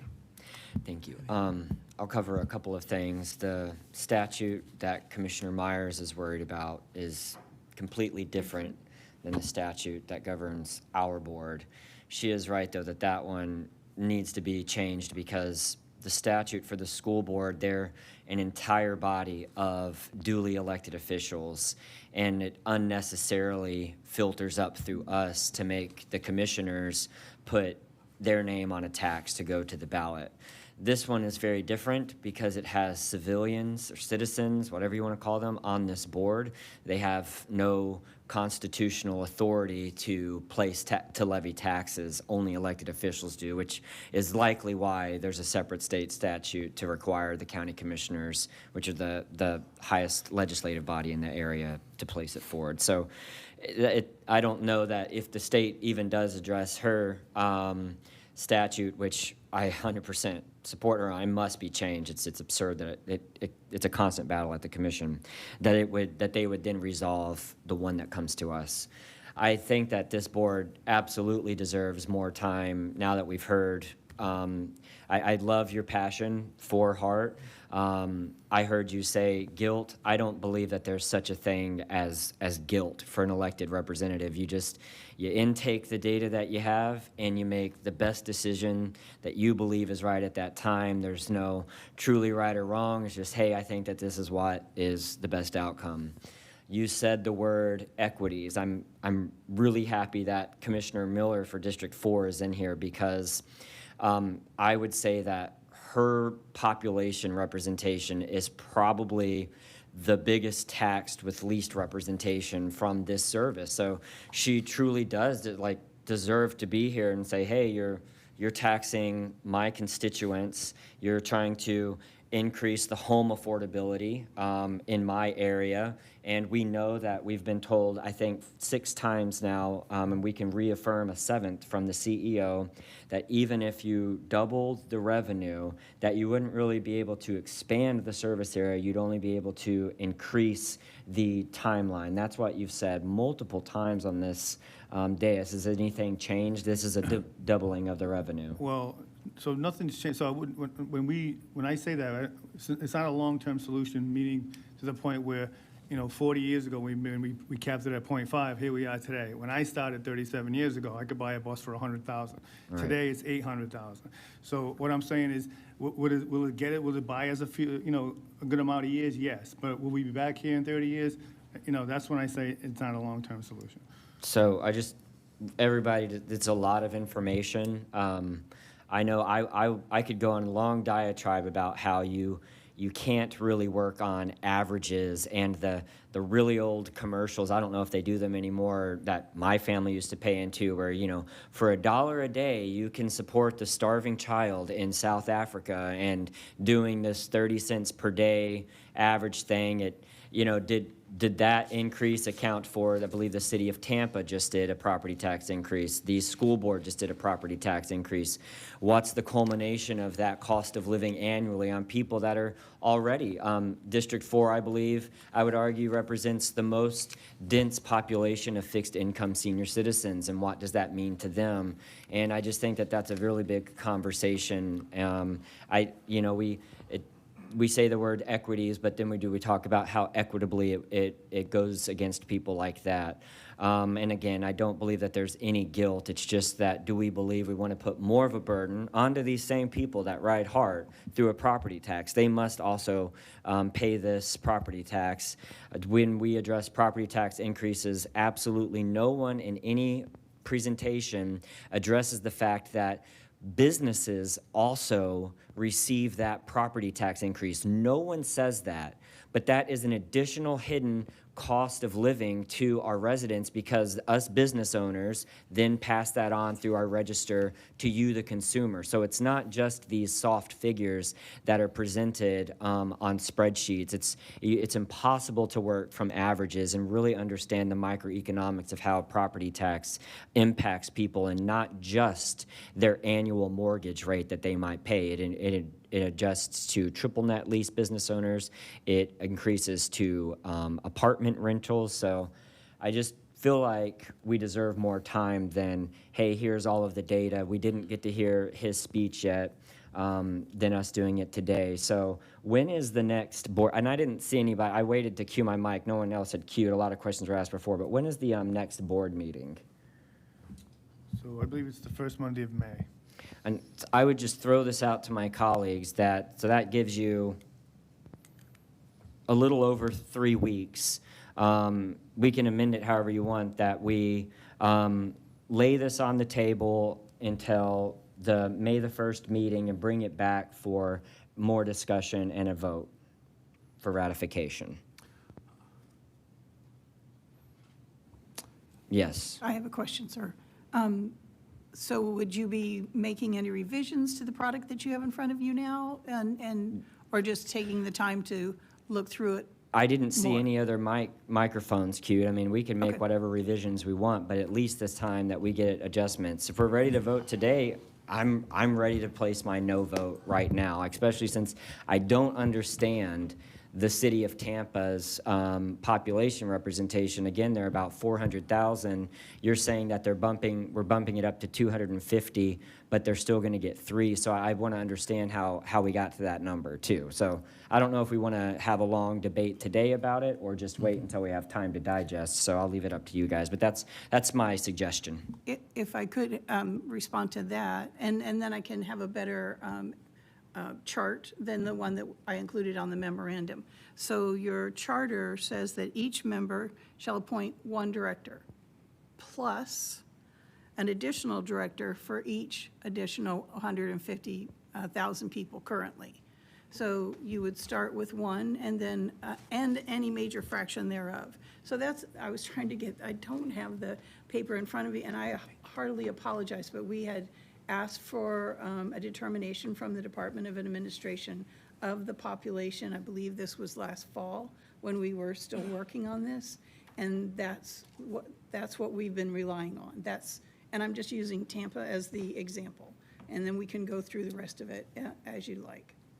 Yeah, I'll want to understand that very clearly, because I don't remember who asked the question over here, but the unincorporated Hillsborough represents almost 1.1 million people of Hillsborough County who will all be taxed for this service and largely do not receive this service. So I feel like they deserve that supermajority representation since they represent the supermajority population of the community. So. Understood. Thank you. Okay, and I see Board Director King, Knight, and then Mechanic, who's virtually. If you are virtual and wish to speak, I usually have my computer screen up where I can see you. Just chime in, and so that we can know you want to speak. So go ahead, sir. Yeah, yes. Oh, and I go was- ahead, David. Go ahead, Board Member Mechanic. Go ahead. Well, I think Commissioner Wastel sort of hit the nail on the head. There's a lot here to absorb.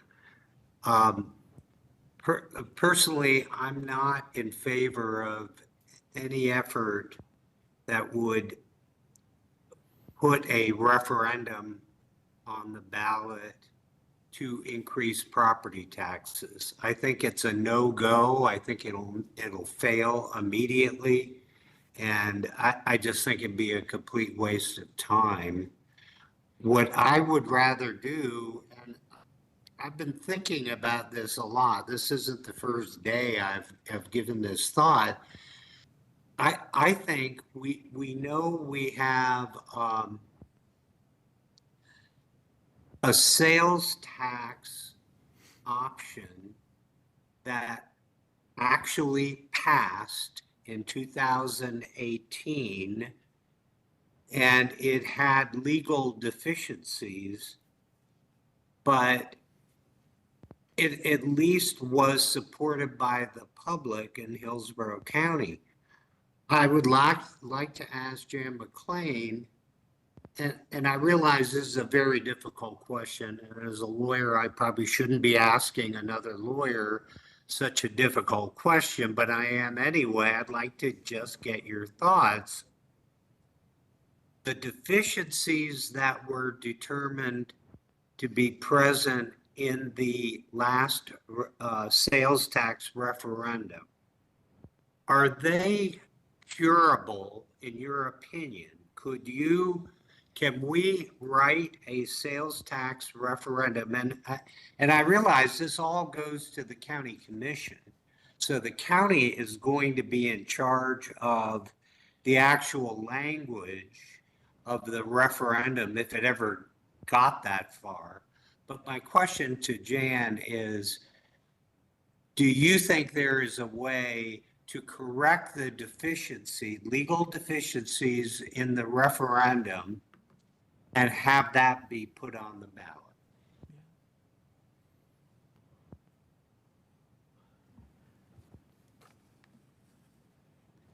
So you get 2 lawyers, you get 4 opinions, right? Right. I would like to be able to go back to see the specific language of the objections to the referendum and be able to address them individually. My understanding is that I was not involved with that action, sat on the periphery of watching it and listening to lawyers much more astute in this area than I, but who are still available, so that I could better be able to answer that question for you. Yeah. Well, I understand. I knew I was putting you on the spot. Thanks, David. Perhaps it would be useful to put this discussion off and ask David Smith or one of the attorneys who were involved in that litigation to come and speak to us about the sales tax referendum, really focusing in on how one might cure the legal defects that were determined by the Florida Supreme Court. And as far as I'm concerned, all these options, and Gil, you have done a tremendous job putting all this together, and I respect what you've done, but the only option that I can see that's viable is a sales tax. So I would like, if this board does anything, that is the HART Board does anything, I'd like to really focus on what it would take to get another sales tax referendum on the ballot and have it defensible. That's what I would like to see. That's all I have to say, Mr. Chairman. Thank you, Board Member Koenig. It is my understanding, and I could be wrong on this, that the 2018 deficiency arose from the independent committee, which was found by the Florida Supreme Court, if I recall correctly, to make discretionary choices with regards to spending that are delegated elected officials. And then in 2022, the challenge was, according to my recollection, that the ballot language included areas in the county which would benefit, I guess, with the ruling being, unless if I'm wrong, that when you do a ballot initiative, it's got to be plain vanilla, no sprinkles. And Judge Moe found that there were sprinkles on that, if I recall. But I would defer to Counsel David Smith on that, but that's my recollection. But Board Member King, Knight, Wosel. Thank you, Chair. I just May have. Louis, may I just respond to that? Yes, sir. I'm sorry, I won't take up much more time, but that's exactly why I want to focus on what it would take to cure the defects. My own impression, and I did follow the litigation, my own impression was the things we would need to do to fix the referendum, to make it legal, are not horrific or terribly difficult to achieve. We just have to know, we have to have a roadmap so that we don't make the same mistakes that were made the last time. That's all I'm saying. Let's try and create a roadmap. Thank you. Thank you, sir. Board Member King, Knight, Wosel, and then I'll speak. What exactly is, thank you, Chair. What exactly is our hard deadline for getting this done one way or another? It's a while, right? Right, we indicated before, the sections of the charter revisions that are not tied to ad valorem do not have deadlines on them, other than to indicate that we're responding to the FDOT report. But the one item that does have a deadline, what is it? Well, you kind of work back from it. It has to, if it's approved and goes through the process, then it would be placed on the ballot of general election, which would be in 2026. And as Mr. Wassel indicated beforehand, you have to have the ballot language to the supervisor of elections, I believe, at least in April, 6 months in advance. So you're looking at a time frame of about a year, but still. Well, but that is after it goes to the county commission for their approval. Right. When do we have to have it before the county commission in order for them to be able to act on it in a timely manner?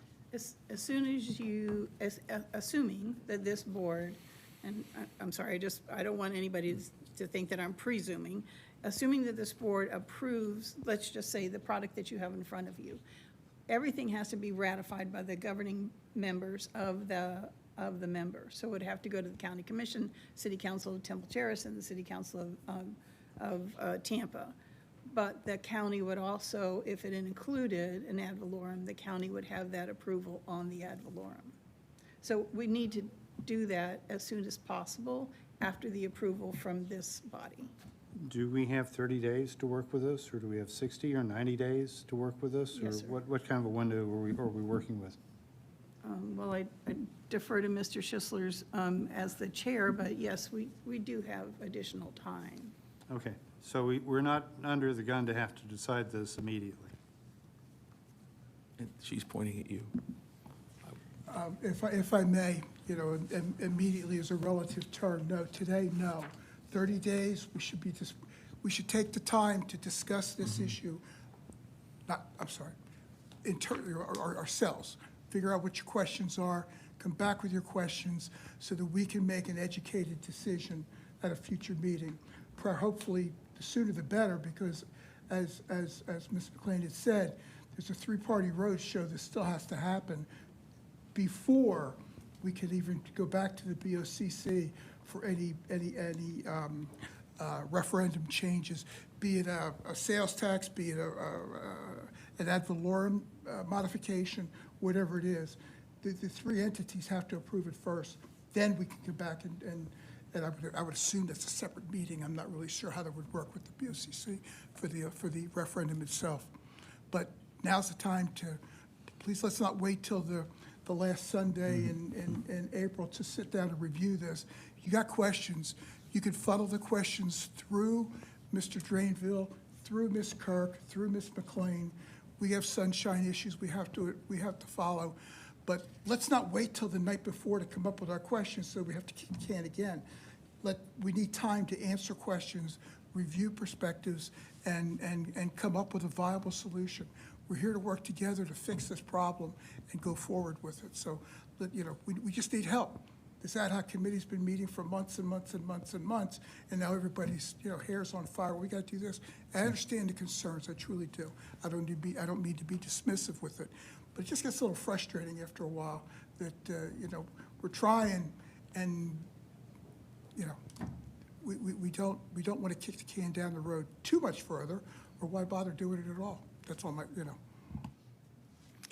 Board Member Knight, Wosel, then I'll speak. Go ahead. And thanks. I also agree to delay, but we do have the committee. Can it go to the committee? You got time to hash out things before we get back to the meeting in May. Go to the audit, finance, or hash out any questions, whatever. We can work it that way. Then by the time we get to the May meeting, we can address it. It is an ad hoc committee doing it, but it need to go through the committee first. But I'm sorry, I apologize. But we need the questions now, not, we meet again on the 21st. So if you got questions, get them back to us so we can answer them as best we can. Thank you, sir. Commissioner Wosel, and then Commissioner Myers, and I'll speak. Oh, it's okay. I definitely don't think anybody's trying to frustrate you, and we appreciate your hard work, but when you talk about increasing people's taxes, it's a big deal. My question, or comments rather, because of Sunshine Law, is to Member Mechanic, who raised a good point. Are you still there, Board Member Mechanic? Yes, I am. Mm-hmm. I was just curious, hypothetically, if an option came available to the city of Tampa, the largest city in an area which is not unique, that they were uniquely allowed to tax themselves through a sales tax in trade of a property tax to increase their public transit. A half-cent sales tax, my office received information from the Department of Revenue based off of the 2023 sales tax numbers collected in Hillsborough County. And while they don't currently delineate by city property lines, they do it by zip codes. We had to massage a couple of numbers, but by and large, the outcome is that the city of Tampa does seem to generate 50% of the sales taxes that are generated in all of Hillsborough County. With that knowledge in hand, a county-wide 1-cent sales tax is $400 million a year, which would mean that a half-cent sales tax for only the city of Tampa would be $100 million a year. Right now, our half mil generates only about, what, 65? 66 million dollars a year. That would find immediately $34 million a year increase to the transit efforts for the city of Tampa, which largely represents where most of our service is at.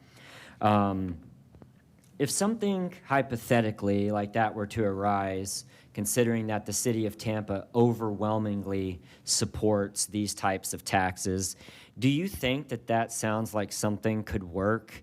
Considering that if they were allowed to tax themselves up to 1 cent sales tax, like many of the other sales taxes for transit, that would provide $200 million a year for transit in the city of Tampa. I know that's a lot. Commissioner, were you asking me that question? I'm asking you that question. Since you seemed to tilt in favor of the sales tax option, do you sound like, especially with your deep history and knowledge of dealing with fighting for things like this in the city of Tampa over many decades, that if the city of Tampa was allowed to vote for a sales tax on only themselves to support transit, not a property tax, only a sales tax just over the city, do you think that that seems like a viable option given the financial metrics that I just provided? Yeah, sure. I mean, I would take, I mean, if I could wave a magic wand and that was the only solution available, I would take it. Yeah, for sure. I mean, I do think the idea creates several concerns. However, HART is responsible for serving the county to the best of its ability. And so if it had funding from the city of Tampa, but not Hillsborough County, unincorporated Hillsborough County, I don't know what that means for the service. And would that be a proper government function for HART to be serving the city of Tampa very well and not so well the unincorporated county? I mean, it sort of just disturbs me to think about that. I don't know. I mean, again, I would take that. If that was the only solution, I would take it. Okay, thank But you. I can't say that it's an ideal situation, but I don't know. I'd never thought about it. Thank you, sir. Board Member Myers, then I'll speak. Okay, thank you. For me, in order for HART to survive, we will need a tax increase. Commissioner Miller, I know your district, but I hear all the time from people that I know living in South County, they want transportation. They want transportation to be able to come into town for jobs and all, and yet we cannot provide transportation to them. Everybody does not have a car in order to come for a job, medical appointments, etc. They're catching a ride. So I think for HART to be the transportation agency, it's now time for us to consider a tax increase. I don't know what we're going to call it, but they need to, some type, whether it's Avalon, sales tax, whatever, in order to do the things to make HART a premier organization. Okay, thank you.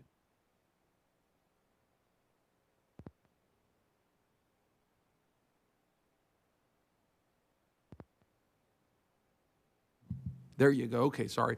I've been chair of HART for 3 years, and I'm, just very passionate about HART, about our workers who are really good men and women.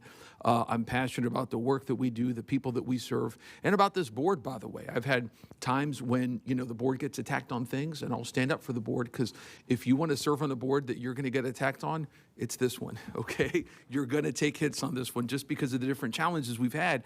But I support HART's mission when it comes to mass transit. Since I've been formally involved in politics as an elected official, in 2016 it was Go Hillsborough. Remember the half a penny sales tax we never got to vote on? I supported that. In 2018 it was all for transportation. I endorsed it. I supported that. 2020 we chose not to go forward with a replacement because of COVID. I would have supported that. But then in 22, we had the additional penny sales tax, which of course didn't pass, but was struck down before in the circuit court. I supported all those initiatives. For me, a penny is the better route to go, but the difference between a penny or a millage rate for me is Presbyterians versus Methodists. And there are differences, but there's a lot of similarities. So I'm fine with either of them. And if the route is the millage rate that Board Member Schisler, through his hard work and the hard work of others, has talked about, I can be supportive of that. If it is a sales tax, I will, again, be supportive of that. I always say in life that there's a lot of things that are black and white. It's right and wrong, and the right and the wrong, there's no other way to look at it. And then you've got issues where there's gray. and tax increases are certainly part of that, where there is gray, where there's benefit and detriment, and you have to weigh whether or not the benefit outweighs the detriment, or does the detriment outweigh the benefit. There obviously is detriment in a tax increase with regards to families, businesses, and so forth. I don't think any honest person can ignore that. But the benefit of this far outweighs any detriment that may be suffered, in my view, and I think in the views of many people in the community. I feel that if this was put on the ballot, this would pass, by the way, with the people in Hillsborough County. I really, really do believe that. What is the benefit of that? Just take a look at Route 1 and what's been done with Route 1, with an almost over 50% increase in ridership in such a small amount of time on that dedicated route. The public wants mass transit. The public wants to invest in it. They still want it. They still want to invest in it. I do believe that. So the benefit of it to the people that Board Member Schisler showed us over there in the videos, everyday working people who are taking life's worst hits and keep on moving forward, people who have small businesses, people who work in service sector jobs, people taking care of their families or their parents or their kids, senior citizens, people with disabilities. You know, those are the people I think that will benefit for this. I join again, and I'm going to repeat what I said with Board Member Schisler. I mean, gosh, since you know, you're from Temple Terrace. I grew up in Temple Terrace. I love Temple Terrace. My mother still lives in Temple Terrace, in the house where I grew up in. And, you know, so I've always known you through that, but you've just, you know, shown such exceptional leadership and work ethic in this. And I think that all of us, no matter where people fall on it, salute that. I salute it not just for your work, but also agreeing with what you're trying to do here with a revenue issue, which is not easy. You know, one of my political heroes has always been Harry Truman, and he once said, I'd rather be right than be president. And he also said, if you can't stand the heat, stay out of the kitchen. And I always say that if you're in public office or on a board like this, you're going to get attacked. You're going to get attacked for doing something. So you might as well get attacked for doing what you think is the right thing. I tell people, you know, don't be another sequel. And for me, doing the right thing is asking for more revenue in one form or another. That, for me, is the right thing to do. This is issue number one. By the way, if you take a look at the FDOT study, the number one thing that I took from it, along with other things, is that we're an agency with a good heart, H-E-R-A-R-T, right? We have a good mission, we have a good moral compass, but we need more money. That we got to stop, to quote the book of Genesis, making bricks without straw, okay? And that's the big thing that I gleaned from that, along with other things. So we certainly have to look at other revenue. So for me, whether it comes down to a sales tax that increases revenue, not as a replacement, but that increases revenue, or a millage increase, I would support that. And again, it's not always easy to be in elected office. If you support a tax increase, to support it. But for me, it's doing the right thing. There are people who philosophically disagree with that, and I respect that, but I philosophically support that. So that's where I'll be going with this whenever the time comes. I saw Board Member Hartfield. Board Member Myers, did you wish to speak, ma'am? I need to second the motion. We didn't get a second Oh, on okay, yep. Commissioner. Okay, and Board Member Hartfield, and then Board Member Schisler.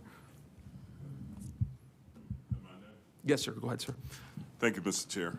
So a couple things that just kind of came to mind as we continue to deliberate this important issue is that the organization is in a fiscal crisis. And we've heard time and time again from consultants that that's an issue. We've noted, even recently as today, that HART is underfunded, woefully so, more than any other similar size transit agency in the United States. So there's an issue, and board members, as appointed board members to this board, we have an obligation to do something. So how we get there, I'm not 100% sure, but I think we have to do something.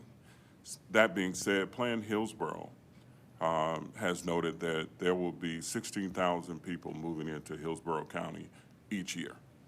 And we're looking at more than 500,000 over the next 25 years. So that being said, if we only plan for Tampa,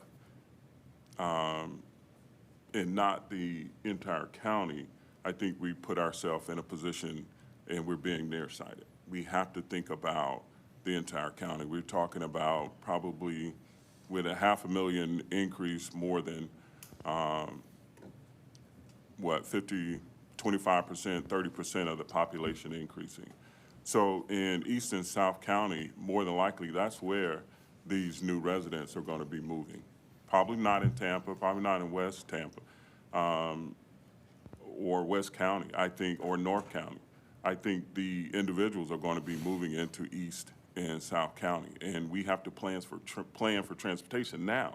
If we wait until 5 years, 10 years down the road, we continue to create this issue for the organization and never ever look at real solid solutions. So I think we have to think about how do we plan, not for today, and for the city of Tampa utilizing maybe 50% or so of the services. We have to plan and help this organization for the next 10 years, for the next 20 years. I think that's where we have to move to as an organization, as a board, and think about how do we help the organization move out of this financial crisis. If we don't, and we're looking at leveraging an opportunity maybe in Tampa, I don't think that constitutionally we can do that. I don't know if that's allowable. But I do know that if we only plan for Tampa in terms of raising this revenue, we're missing out on 3/4 of the county that we're expecting to have an astronomical amount of growth over the next 20 to 25 years, and we're going to end up right in the same position, or if not worse. Just my comments. Thank you. Thank you, sir. Anyone else? Yes, sir, board member. Yes. Just Board member one- Niebuhr, go ahead, sir. I'm sorry, was I next? Oh, yes, sir, please, Okay, go ahead. thank you. Just one comment. To me, this really is two issues that have been wrapped into one. There's the board composition and representation issue, which changes the population from 150 to 250. I have questions and understanding that I would like to get on that issue before I develop an opinion. And separate and distinct from that is the millage rate increase allowable under our charter, currently at 0.5, potentially increasing it to 1. That is the one that has the long pole in the tent that requires the respective memberships, governing bodies to weigh in on. I would recommend that we separate these recommendations into discrete issues so that we could have most of the discussion today is on the millage rate conversation, the revenue generation side of it. I think we should separate them as agenda items so that we can deal with them accordingly. Thank you, sir. And board member Sisler, I'm sorry, you wanted to speak. Go ahead, sir. No problem. To your point on the issues, once this board ratifies whatever we come up with, then it has to still go to the other entities for their ratification, okay? So we still have to get everything wrapped up into a nice, neat little package eventually. To your point of there being separate concerns with the population versus the millage rates, I think that give us your questions and let the legal beagles come back with their explanation as to what the issue is, and we can have a better answer. Make sure that we're not violating anything constitutionally or whatever. Regarding the opportunity for a sales tax, when the alternative revenue committees were meeting, we went to our lobbyists who went to Tallahassee and spoke to the DOR and said, what's the options? And you're receiving different information than we had gotten from Tallahassee. Tallahassee said that statutorily it's not permitted to segregate like that, and that it would require basic statutory changes. And I've worked with the Department of Revenue for 40 years now, and they are not set up to handle a city sales tax. They would just blow their minds and blow their whole operation right out of the water. That's why we focused on the ad valorem, because it just was not mechanically possible to do given the current structure. And our lobbyists suggested to us, you're spitting in the wind, because it's never going to happen for them to do that. If you got better information, I like the sales tax option just as well. Okay, first, before I go to Board Member King or Council, Ms. McLean, did you have a comment that was relevant to that, or did you? Yes, but if board members are still commenting, Okay. I would like to So, ask at last, please. okay, yes, ma'am. So let's do Board Member King, and then if there's nobody else, then we'll have Ms. McLean speak, then we'll vote on the motion, which will be restated. Go ahead, sir. In response to my colleague, Mr. Schiffler's comments, the city of Jacksonville and most every major urban area in Florida has a local option sales tax. In Jacksonville, it's at least a penny. Miami, I think, is probably higher than that. But for the state to say it doesn't have the vehicle to accommodate that, Jacksonville's had a local option sales tax for at least 20 years, and it goes to fund the Skyway Express to nowhere. So basically, it's possible. The state can't really say it's not possible. Okay, thank you. I would like to just go on and briefly make the following comment. All of us, I think all of us here are on this board because we're committed to helping develop a sustainable business model for HART's long-term growth and development, returning it back to the position it was prior to the financial crisis of 2008, prior to COVID, and creating a bus service that will service the needs of the future for Hillsborough County and the city of Tampa. Whether we do it through a sales tax or an ad valorem tax increase, those are details we're going to have to work out, but it has to be something that's sellable to all the citizens of Hillsborough County and all of our municipalities. There has to be a vested reason why people in the county are going to want to support this, otherwise it's going to fail. Thank you, sir. All right, thank you. Board Member Schisler, and then Ms. McLean, and then we'll vote. Thank you, Director King. To your point, Duval County is Jacksonville. That's one unit. They're not segregated. Well, that's not strictly true. I'm sorry. There is no city options for sales tax in the state of Florida. It's all county generated. Okay, thank you, sir. Ms. Williams, go ahead, ma'am.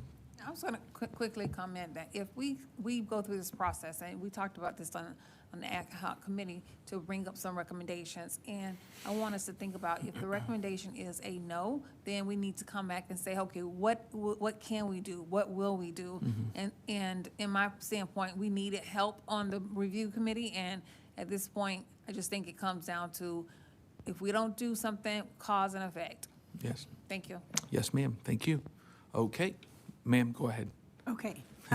Thank you, Mr. Chair. I just wanted to follow up and wrap up so that I can meet the expectations of the Board of Directors, either for next month or at another meeting of the committee.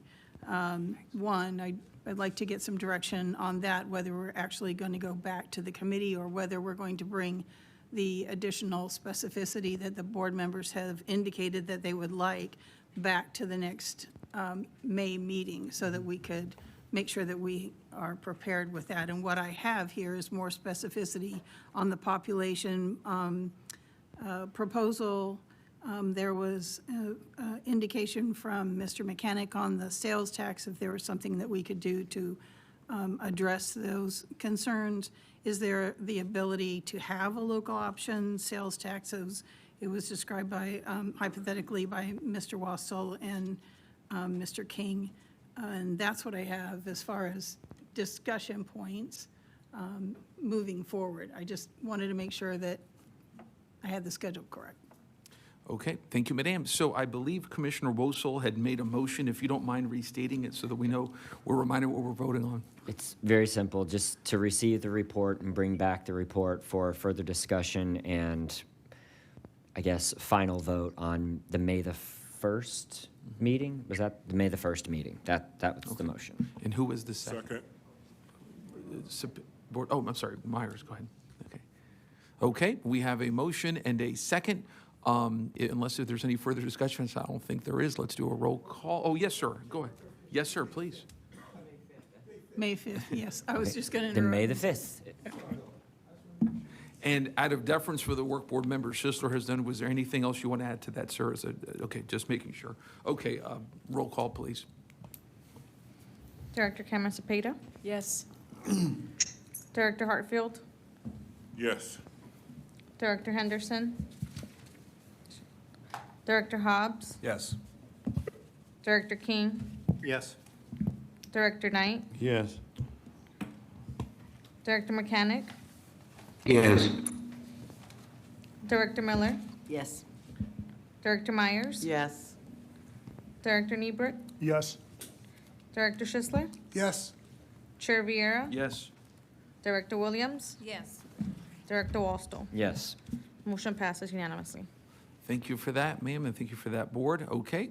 Next, HART Board committee reports are in Section 9. Reports from HART Board representatives are in Section 10. Information reports are in Section 11. Is there any old business? Is there any new business? No one in virtual world? Okay. This concludes the meeting for today. Thank you, everybody, for all your hard work and your input. Thank you.